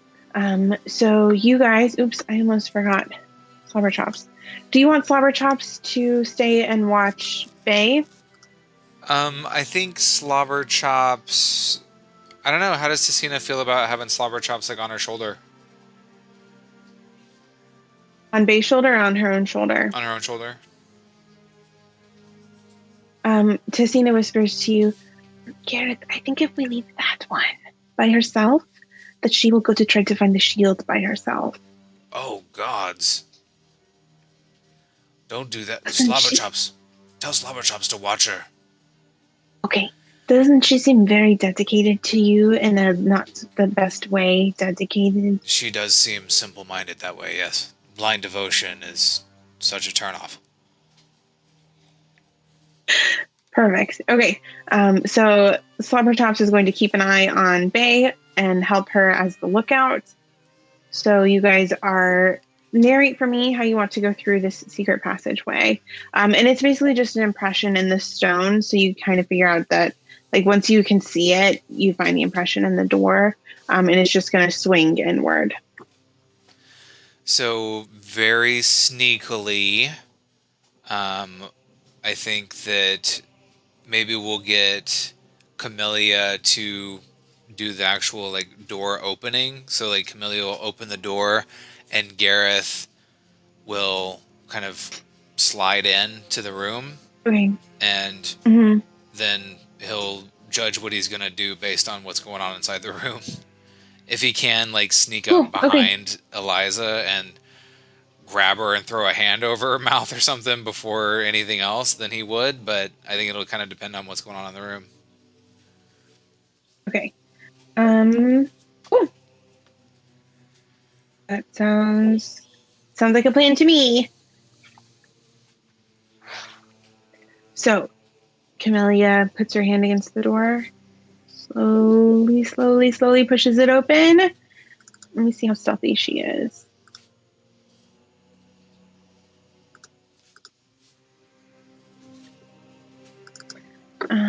Okay.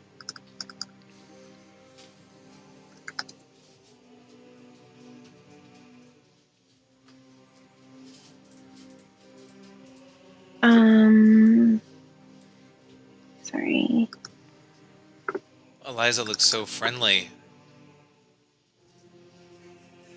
Sorry, so the person who, like, is taking Eliza's place, or who I'm rolling Eliza as, is so scary.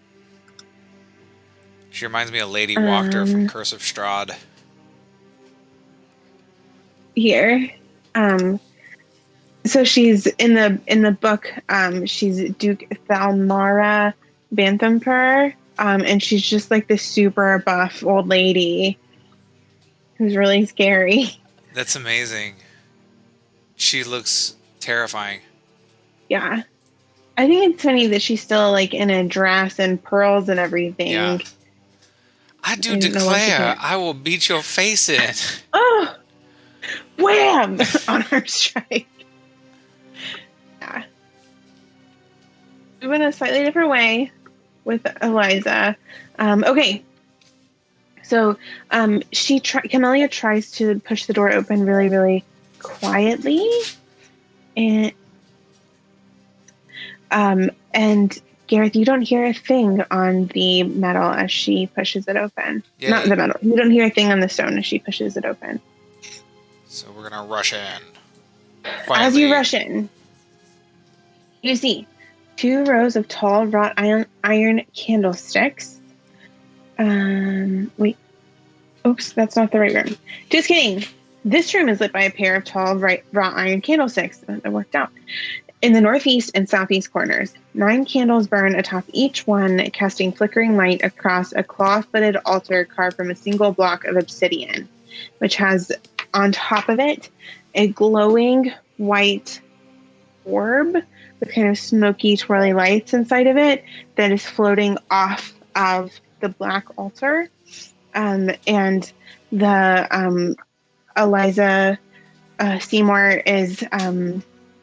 she's kind of like a middle-aged noblewoman. She has kind of the anti-updo and everything with some jewels in her hair. She's kneeling in front of the orb, kind of hands together, pleading with it about... roll a perception check for me to kind of see what you pick up as you go in. Perception, here we go. 16. Okay. So you hear her saying... I just want to understand what our sacrifice needs to be, and then what will it take to protect the city? I've done so much already. You surely must understand. That's what you overhear. Does the void speak back? You wait and find out. I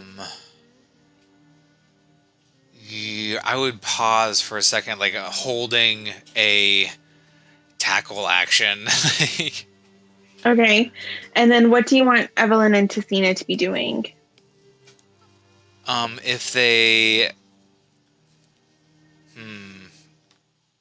I think Tesina is going to come in with friends readied. Mm-hmm. And Evelyn is going to be ready to do something. Okay. Cool. Roll a d20 for me. Just a d20? Mm-hmm. Whopping 4. Okay. You wait for a voice. You don't hear one, but you see Eliza nodding sagely. Ah. Okay.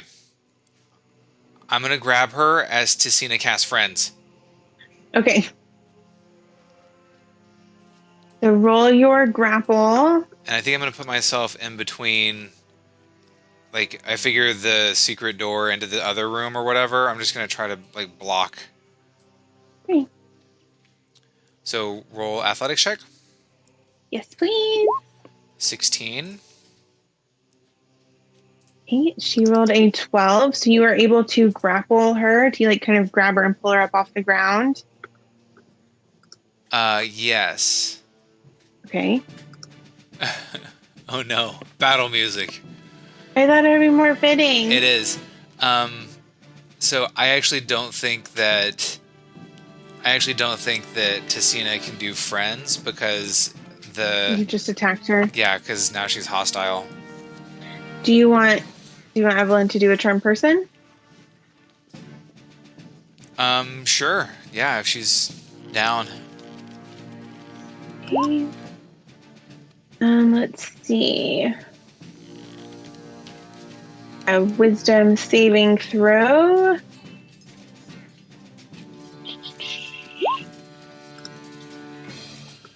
Oh, I accidentally made it show up twice. Okay. Here we go. Oops. She fails her saving throw. Yay! So yeah, Gareth, you rush in, you nab this lady from the floor. She rolled the saving throw with advantage? Yeah. Nice. Rolled an 11 and a 4. See, my villains are rolling really poorly tonight too, so it's working out. Yeah. So you nab this lady from behind her altar and she, woo! It's kind of surprised. Evelyn, see this kind of like flash of energy beside her, where Evelyn's eyes like kind of glow with a red flame. What are you doing? I'm just being too silly? No. I'm not mocking you. I'm being Evelyn. Okay. And so this woman kind of like, oh, well, you're very pretty and interesting. Hi. Are you all... Have you come to see me? Are you loyal subjects? I love your gold masks. You guys are still wearing the gold masks, right? Yes. If you don't want to be, I just need to know if you are or not. I was assuming you took them off to talk to the other two ladies. That's part of why they were scared of you at first. Yeah, I don't know that... I didn't know we were getting new recruits in today. Eliza Seymour, That's me. You have conducted and overseen terrible atrocities, and it is time that you are brought to justice. What do you have to say for yourself? Oh, it sounds like there's been a misunderstanding. I've only done what was necessary for the city of respite. It's really sweet of you all to stop by. Eliza, tell us about this orb. Have you come to inquire about my work? Oh, isn't it beautiful? It's certainly nefarious looking. So it's actually really, really pretty, Gareth, now that you're looking at it more. So it is like super white and swirly. And you can see in the depths, like as you stare and stare and stare into it and get kind of like, whoa. You do see like some inkiness to the shadow or to the shimmer, but it's not always there, so it's kind of like fades in and out. Not like pulses, because that would be scary, but just kind of fades in and out. Okay. Isn't it lovely? It's well, it's been helping me make some of my most important decisions recently. I don't want to brag, but no one has done as much for this city as I have. Eliza, what is that orb? It's a seeing orb. of Asriel's. The guardian of death.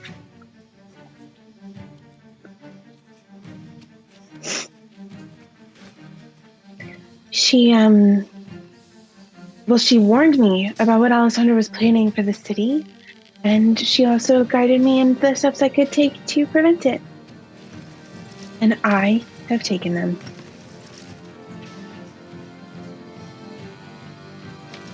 Eliza, why do you trust the voice coming through the other side to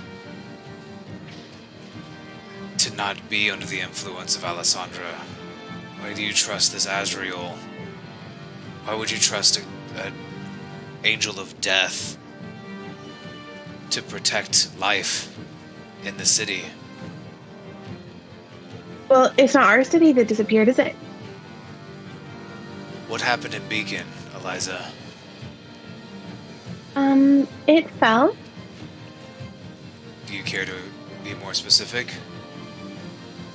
Oh, okay, sure. You're very curious, aren't you? This term person is going really differently than I anticipated. It's fun though. Is this okay? Well, Alessandra kind of wanted to make a point, and she was going to use said point to doom both Beacon and Respite, but through some clever maneuvering of my own, it's some of my best diplomatic work, I think, and making some executive decisions as the leader of the city that I am, I have been able to save it from that fate. And so only Beacon will have fallen, and Respite will be safe.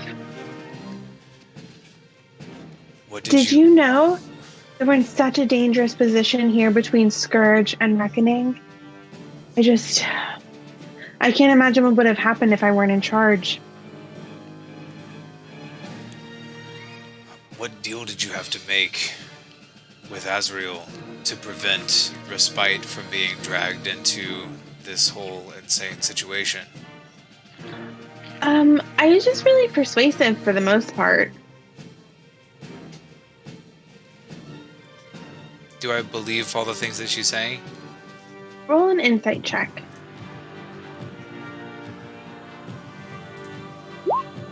21. Ooh. So, she is telling you the truth for the most part. She is painting herself in a very positive light as well, though you get the sense that she believes what she's saying. That doesn't mean that it's the same thing as truth, but she does seem to be glossing over certain parts of the questions and conversations, and so if you want to know more things, you will need to press a little bit harder, perhaps. And I'm assuming you've kind of like let her go, right? Like you're not continuing to hold her. Yeah. Okay. I think he's ready to do violence, but not actively doing it. And I think our spy would have also joined us inside, yeah, I think so, too. So that they're not like in the middle. Yeah, I think she's worked to kind of seal the door behind that's like right here. Ooh, cool. So we have the door sealed? You can't seal it because they're the iron doors, but she's at least keeping a really close eye on it.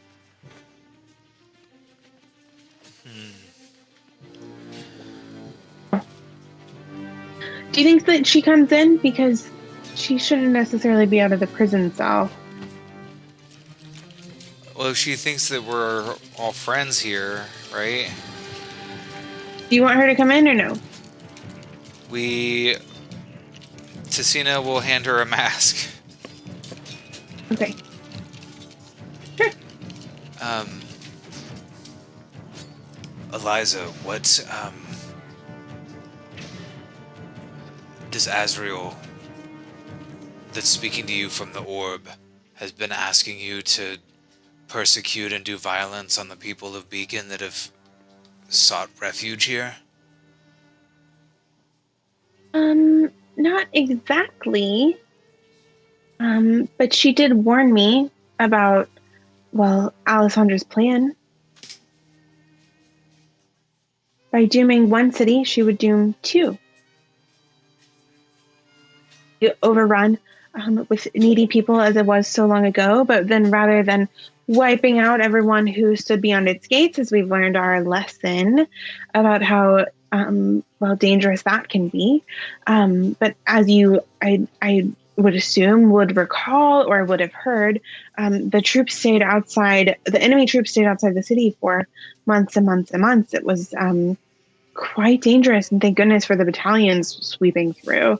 But being where we are now, what Alessandra was planning and what she's been attempting to do was to use the additional refugees coming from Beacon to slowly doom respite.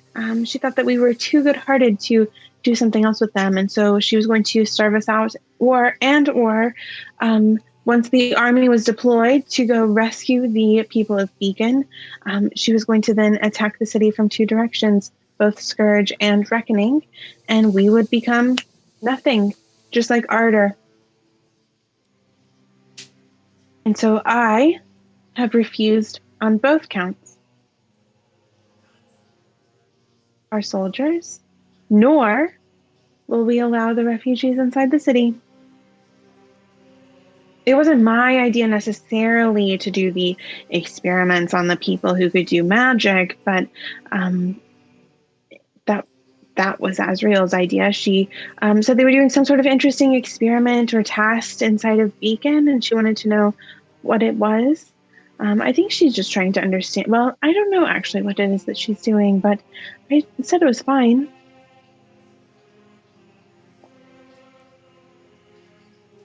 Maybe she was just pretending to be playing along with Alessandra on that front too. I mean, it's difficult to know. You seem awfully blasé about some of the horrible things that we've seen on the way in. The people that have been tortured and experimented on. The company that you've been keeping. That didn't seem to set off any alarm bells for you. Well, that torture and violence, and 100 times the scale scares me more. So I made the tough decision. Gareth is kind of, I don't know, like gobsmacked a little bit. I don't know that he knows what to say to that. Do Evelyn and Tesina have any questions or want to press her on anything? Gareth might ask too, what's this I've heard about a fancy shield? Oh, well, Rurik brought it with him, and much like my fancy orb, it talks. Oh, how special. It speaks to him more than it does to me, but it did warn us about this strange woman who we went ahead and just tucked away as she was trying to steal it. The shield did not want to be taken by her. How? It's quite interesting and powerful, though. Yes. Why is Rurik here and not in Beacon? Well, he didn't want to be there when it fell, did he? Raven was there, so we worked that out amongst ourselves. It went pretty well. He, of course, would never abide us not sending troops to help a city that had fallen into the negative planes, and so we made sure that he would be there to solve the situation. She kind of giggles at her really good idea.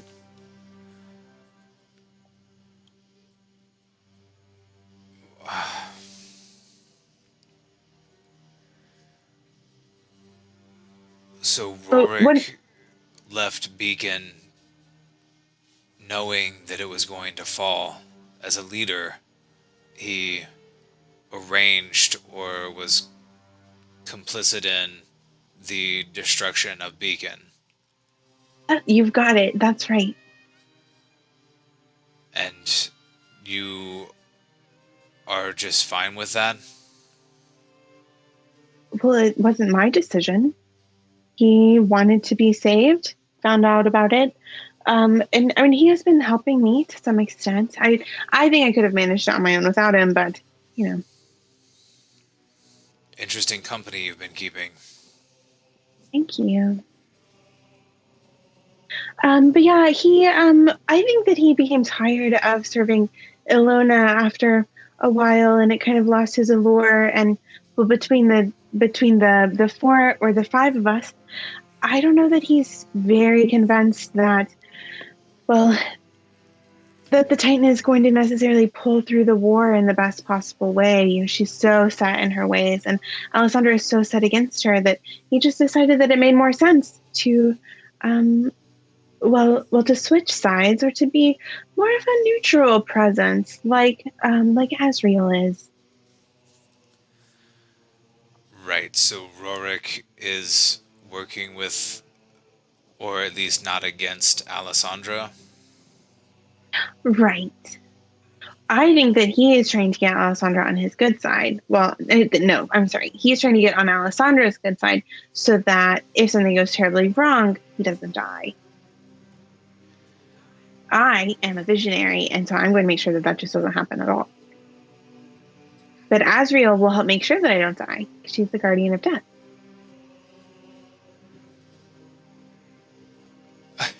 I think Gareth just looks at Evelyn and Tesina again, like, are you hearing this? Like, do they have anything that they want to add? So what are you wanting from them? Oh, I don't know if they had anything that they wanted. If there's like a good question or a piece of information that I'm not thinking of, then maybe they have just the question. Okay. Give me just a second to double check. Yeah.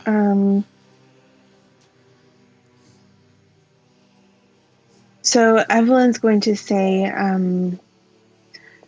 so how exactly did you come upon this plan for what was going to happen to Beacon, and were then able to exchange it with, you then became complicit in Beacon's fall, but how did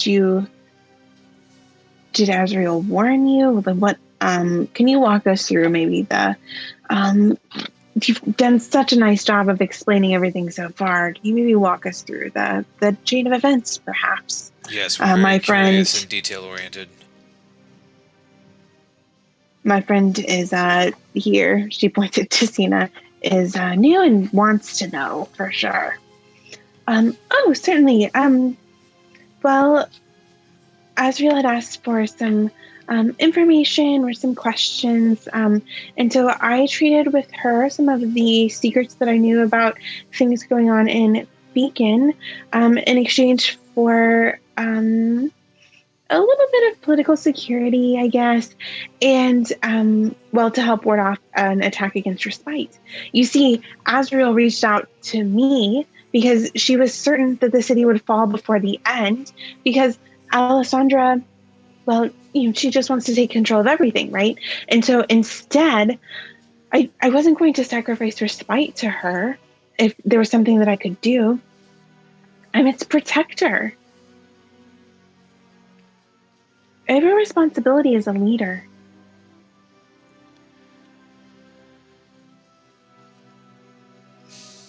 Gareth is starting to lose his patience with Eliza because she's being so blasé about selling out an entire city of people that just happens to include his son.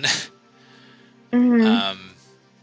And so he's kind of like breathing heavy, and he looks pissed.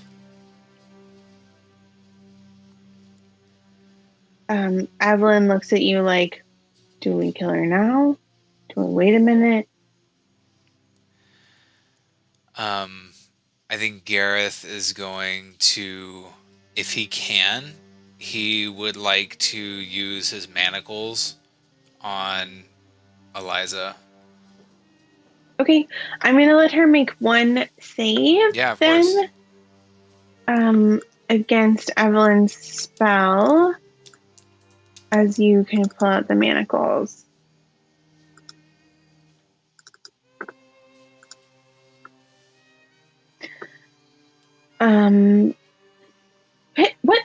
What are you doing? Evelyn's eyes grow wide and she shakes her head at you. Spell is worn off. Okay. Sickly black energy trickles at the edge of Eliza's fingers. Roll initiative! Yay! Oh, MG. Okay, cool.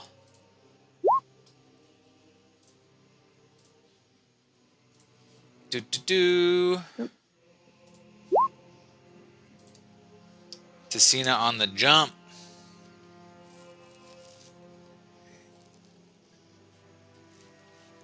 And do you want me to just roll a d20 for Camellia?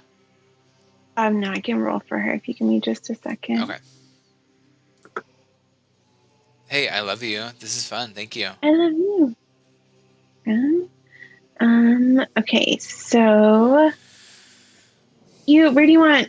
You said you wanted Camellia over there. Yeah. Is that right? Okay. We just want to make sure that that door doesn't do anything. Okay. We're not trying to fight an altar chamber full of bad guys. Of cultists and a something named Odious, which is a really cool name. That is a great name for a devil demon. Right?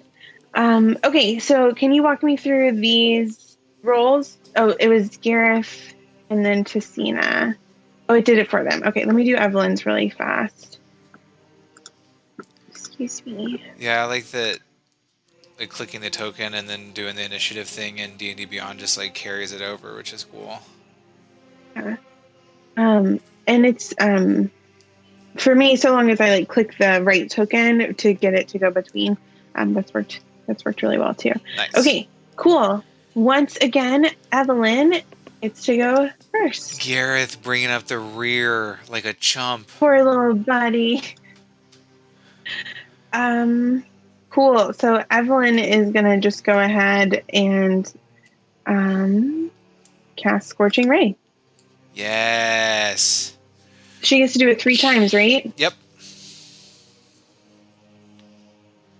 All right. So Evelyn with a 23, a nat 20, and a 20. Wow. She's so excited. That's awesome. Okay. Oh my gosh. So she spell attack on a hit, 2d6 fire damage. Okay. Cool. Why is it adding a plus? Oh, it's the 2d6. So that's 10. My crit. Oh, I rolled a 1 on my crit hit. If I could suggest taking because it just like rolled another 2d6 for your crit, I would just take that 7 instead of the 2. Why did it do that? I think the way that Roll20 is set up, like there are different optional rules for, like we usually just double the dice damage, but a lot of people will just roll double. Oh, got you. Okay, so you're saying I should do 14? I mean, that's what You won't feel cheated up. You won't feel cheated. I mean, like Evelyn wants to smoke this jabroni, so smoke her. I'm a little frustrated. Okay, so 14, 24, 27 points of damage as this figure just boom, boom, boom gets rocketed back into her dark altar as she takes 3 bolts of just fire to the chest. Yes. So it is her turn. She, as her reaction, you see Evelyn become engulfed in hellish flames. Oh no. Some hellish rebuke action. Yeah, why can't I?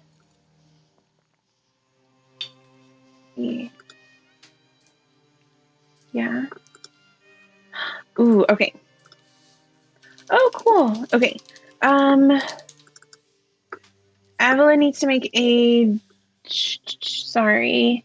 dexterity saving throw. Come on, Evelyn. Ooh, so Evelyn got a 20 for her dex saving throw, which is so good. So Hellish Rebuke, when Thanella is damaged by a creature, Hellish Flames, DC 14 dexterity saving throw, taking 16 fire damage, or half as much. Okay, so Evelyn takes 10 points of fire damage, which is the half. Dang. Yeah. So she kind of cries out as she's covered in flames.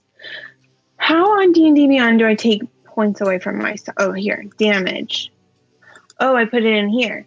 10 damage. Cool, that was so easy. Yeah. Fancy. Okay, that was the Duke's turn, or I'm sorry, that was Eliza's turn. Oops, here you are. Okay, honey, it is now Tesina's turn. What does she want to do? And while this is happening, Eliza is like cursing you all, and she's really upset. Azrael will make you pay for this. Dang, okay. I just wanted to be clear, like, she is a super powerful figure in the city of Respite and like a very intimidating force. And so, like, I don't want it to seem like this person who's trying to take over the city basically to run it and like overthrow the 4 pillars of government and everything is just this pushover. Right. The charm person was really, really clutch. Nice. Okay. Goodness. Okay. So, Tesina is going to cast Bane on Eliza. Okay. So she needs to make a wisdom saving throw. It's a charisma saving throw. Okay.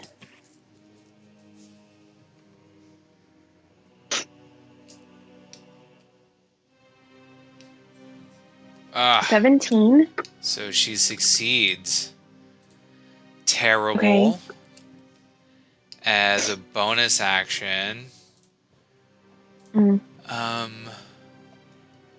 As a bonus action, can she like whip a dagger at her? Or is that not cool? That's fine.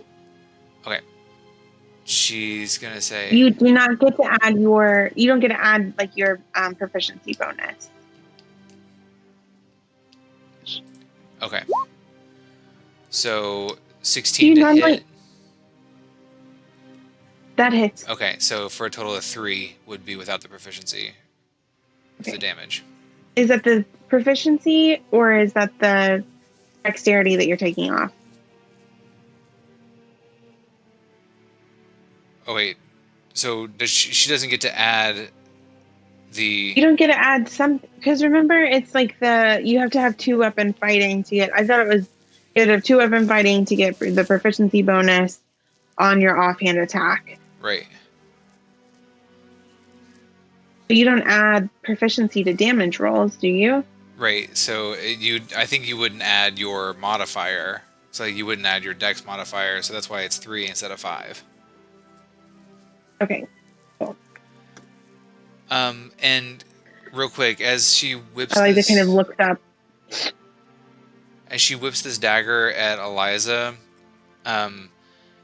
what is the orb doing? Is it just kind of swirling around? Mm-hmm. Is it big enough to like put in a sack?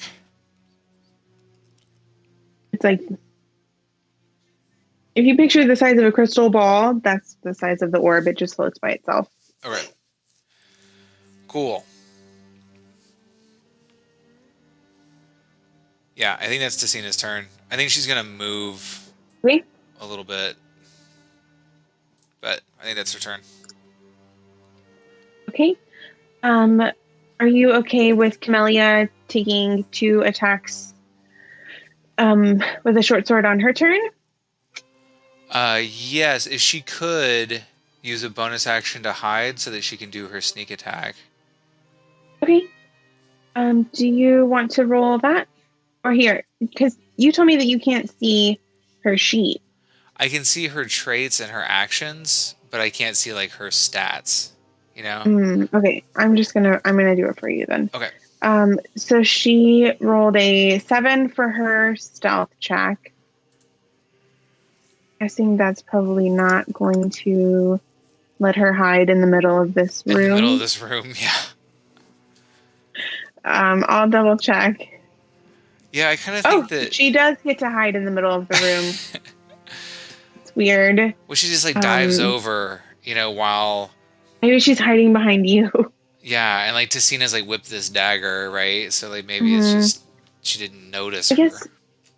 Yeah, she could have just popped up from behind the altar and stabbed her from there. Okay, so she's gonna make 2 short sword attacks. One of those hits, and then where did you put her? Where do you want her to be? If she can be somewhere over here. You want her flanking? If that's possible, yeah. Yeah, okay. So actually both of her attacks are going to hit. Let me roll her sneak attack damage too. Oh, that didn't roll anything. Honey, will you roll 2d6 for me? I will. Okay, so she does 6 points of piercing damage plus 7. Awesome. Eliza starts yelling to Azrael and beseeching the orb for assistance. Gareth, your turn. Oh my goodness. Swearing vengeance. Okay, cool. I am going to do something awesome, obviously. Obviously. Instead of lame, I would like to do something awesome. Okay. I would like to take the awesome reaction bonus. Naturally. So I think that Gareth is going to... Oh my goodness, I only have 1 more 2nd level spell.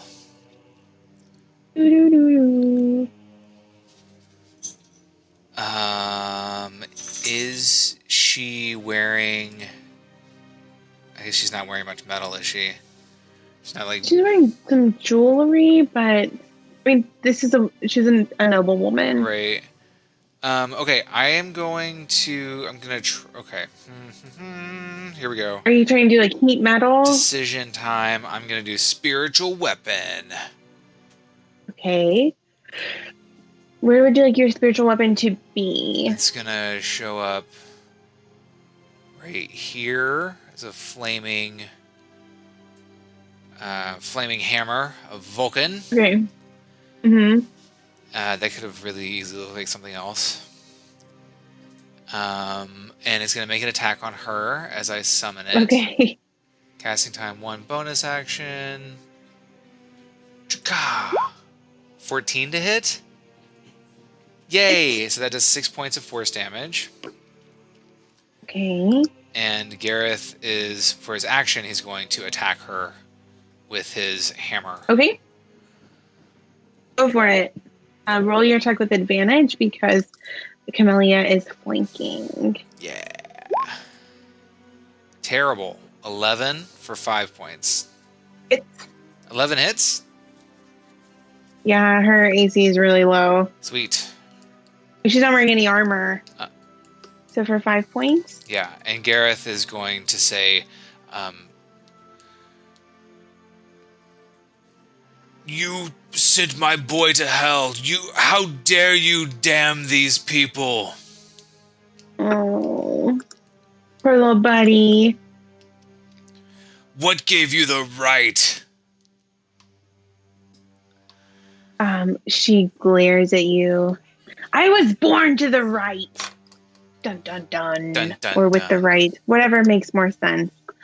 Evelyn, it's her turn. I'm sorry, is that the end of your turn, Gareth? Yeah, I think he's going to stay flanking. Okay. Evelyn is enjoying casting Scorching Ray. And so she's going to continue to just knock that out. Wow.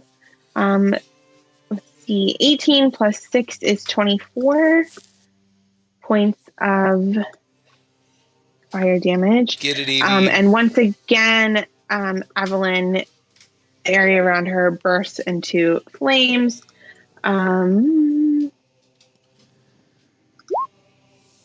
But she saves her saving throw. I'm sorry. I feel like these turns always take me forever.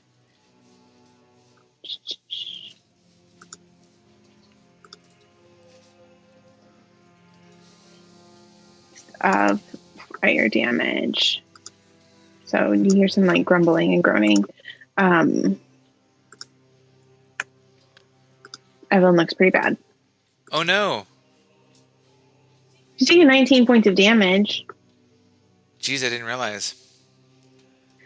Well, she just took 9 more. Hellish Rebuke. Our lovely villain is going to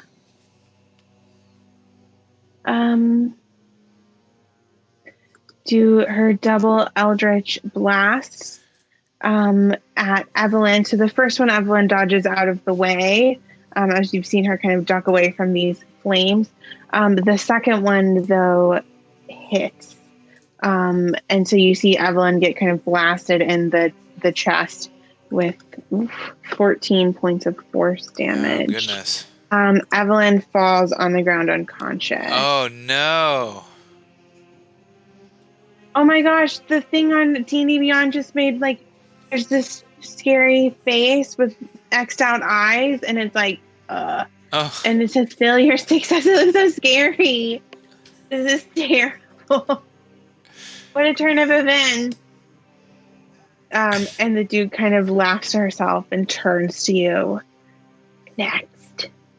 I think it's so funny how, like, swingy early level combat can be. Like, It's like, we've got the upper hand. Oh my god, we're all dead.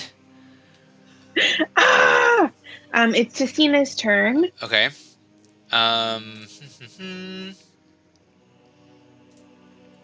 She is going to... she doesn't have, like, great... The way I've got her right now, she doesn't have super good, like, damage stuff on her at the moment. Okay.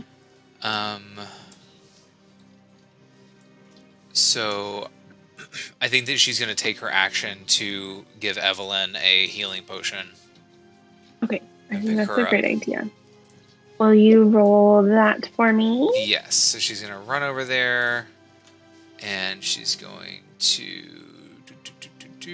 roll a potion of healing when I find it for tons of healing, I'm sure. 9. That was max. 9 is pretty good. I wonder how I add my points back. You just click on your health.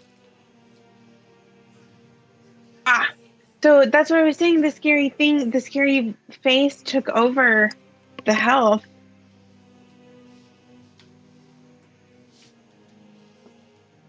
Okay. Woof. You hear a cranky groan from behind you. Let me see if she has any... Oh, can she whip a dagger again? Sure. Sorry. Dagger. So 14 to hit for another 3 points. We'll take whatever we can get. Another 3 points of damage. Okay. So, Gareth, I'm going to do something a little bit not surprising. I'm going to let you go next, and then we're going to have Camellia go after you. Oh, okay. Eliza looks terrible, and she's kind of like reeling on her feet, and her like burning white eyes latch onto yours, and she says, "Azrael will bring me back. You'll see." I think Gareth is going to say something awesome. Like, he's going to say,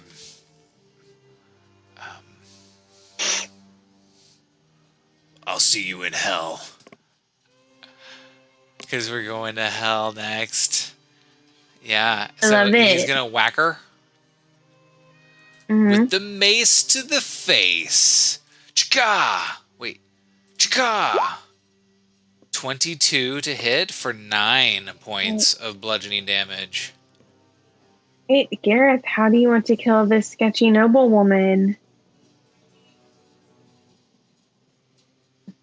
Ooh, good question.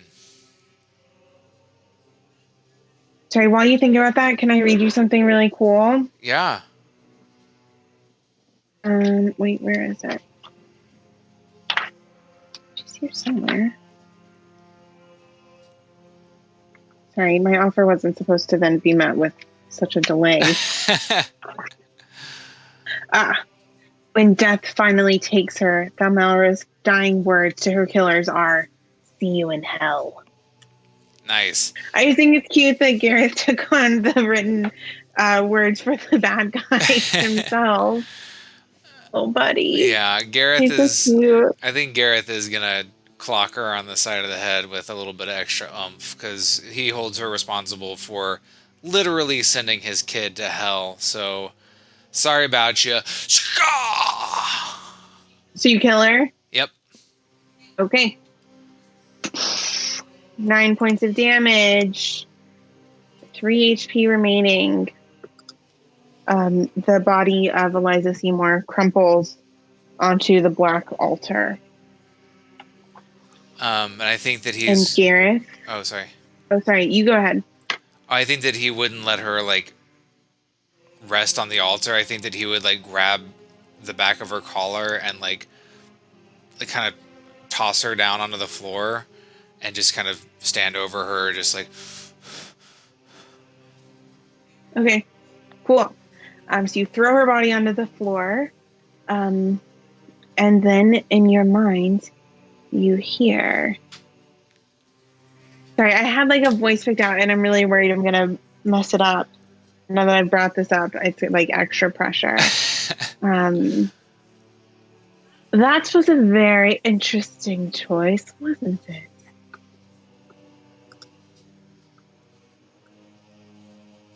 Who are you? Someone who's just as angry as you are, dear. Azrael. Yes.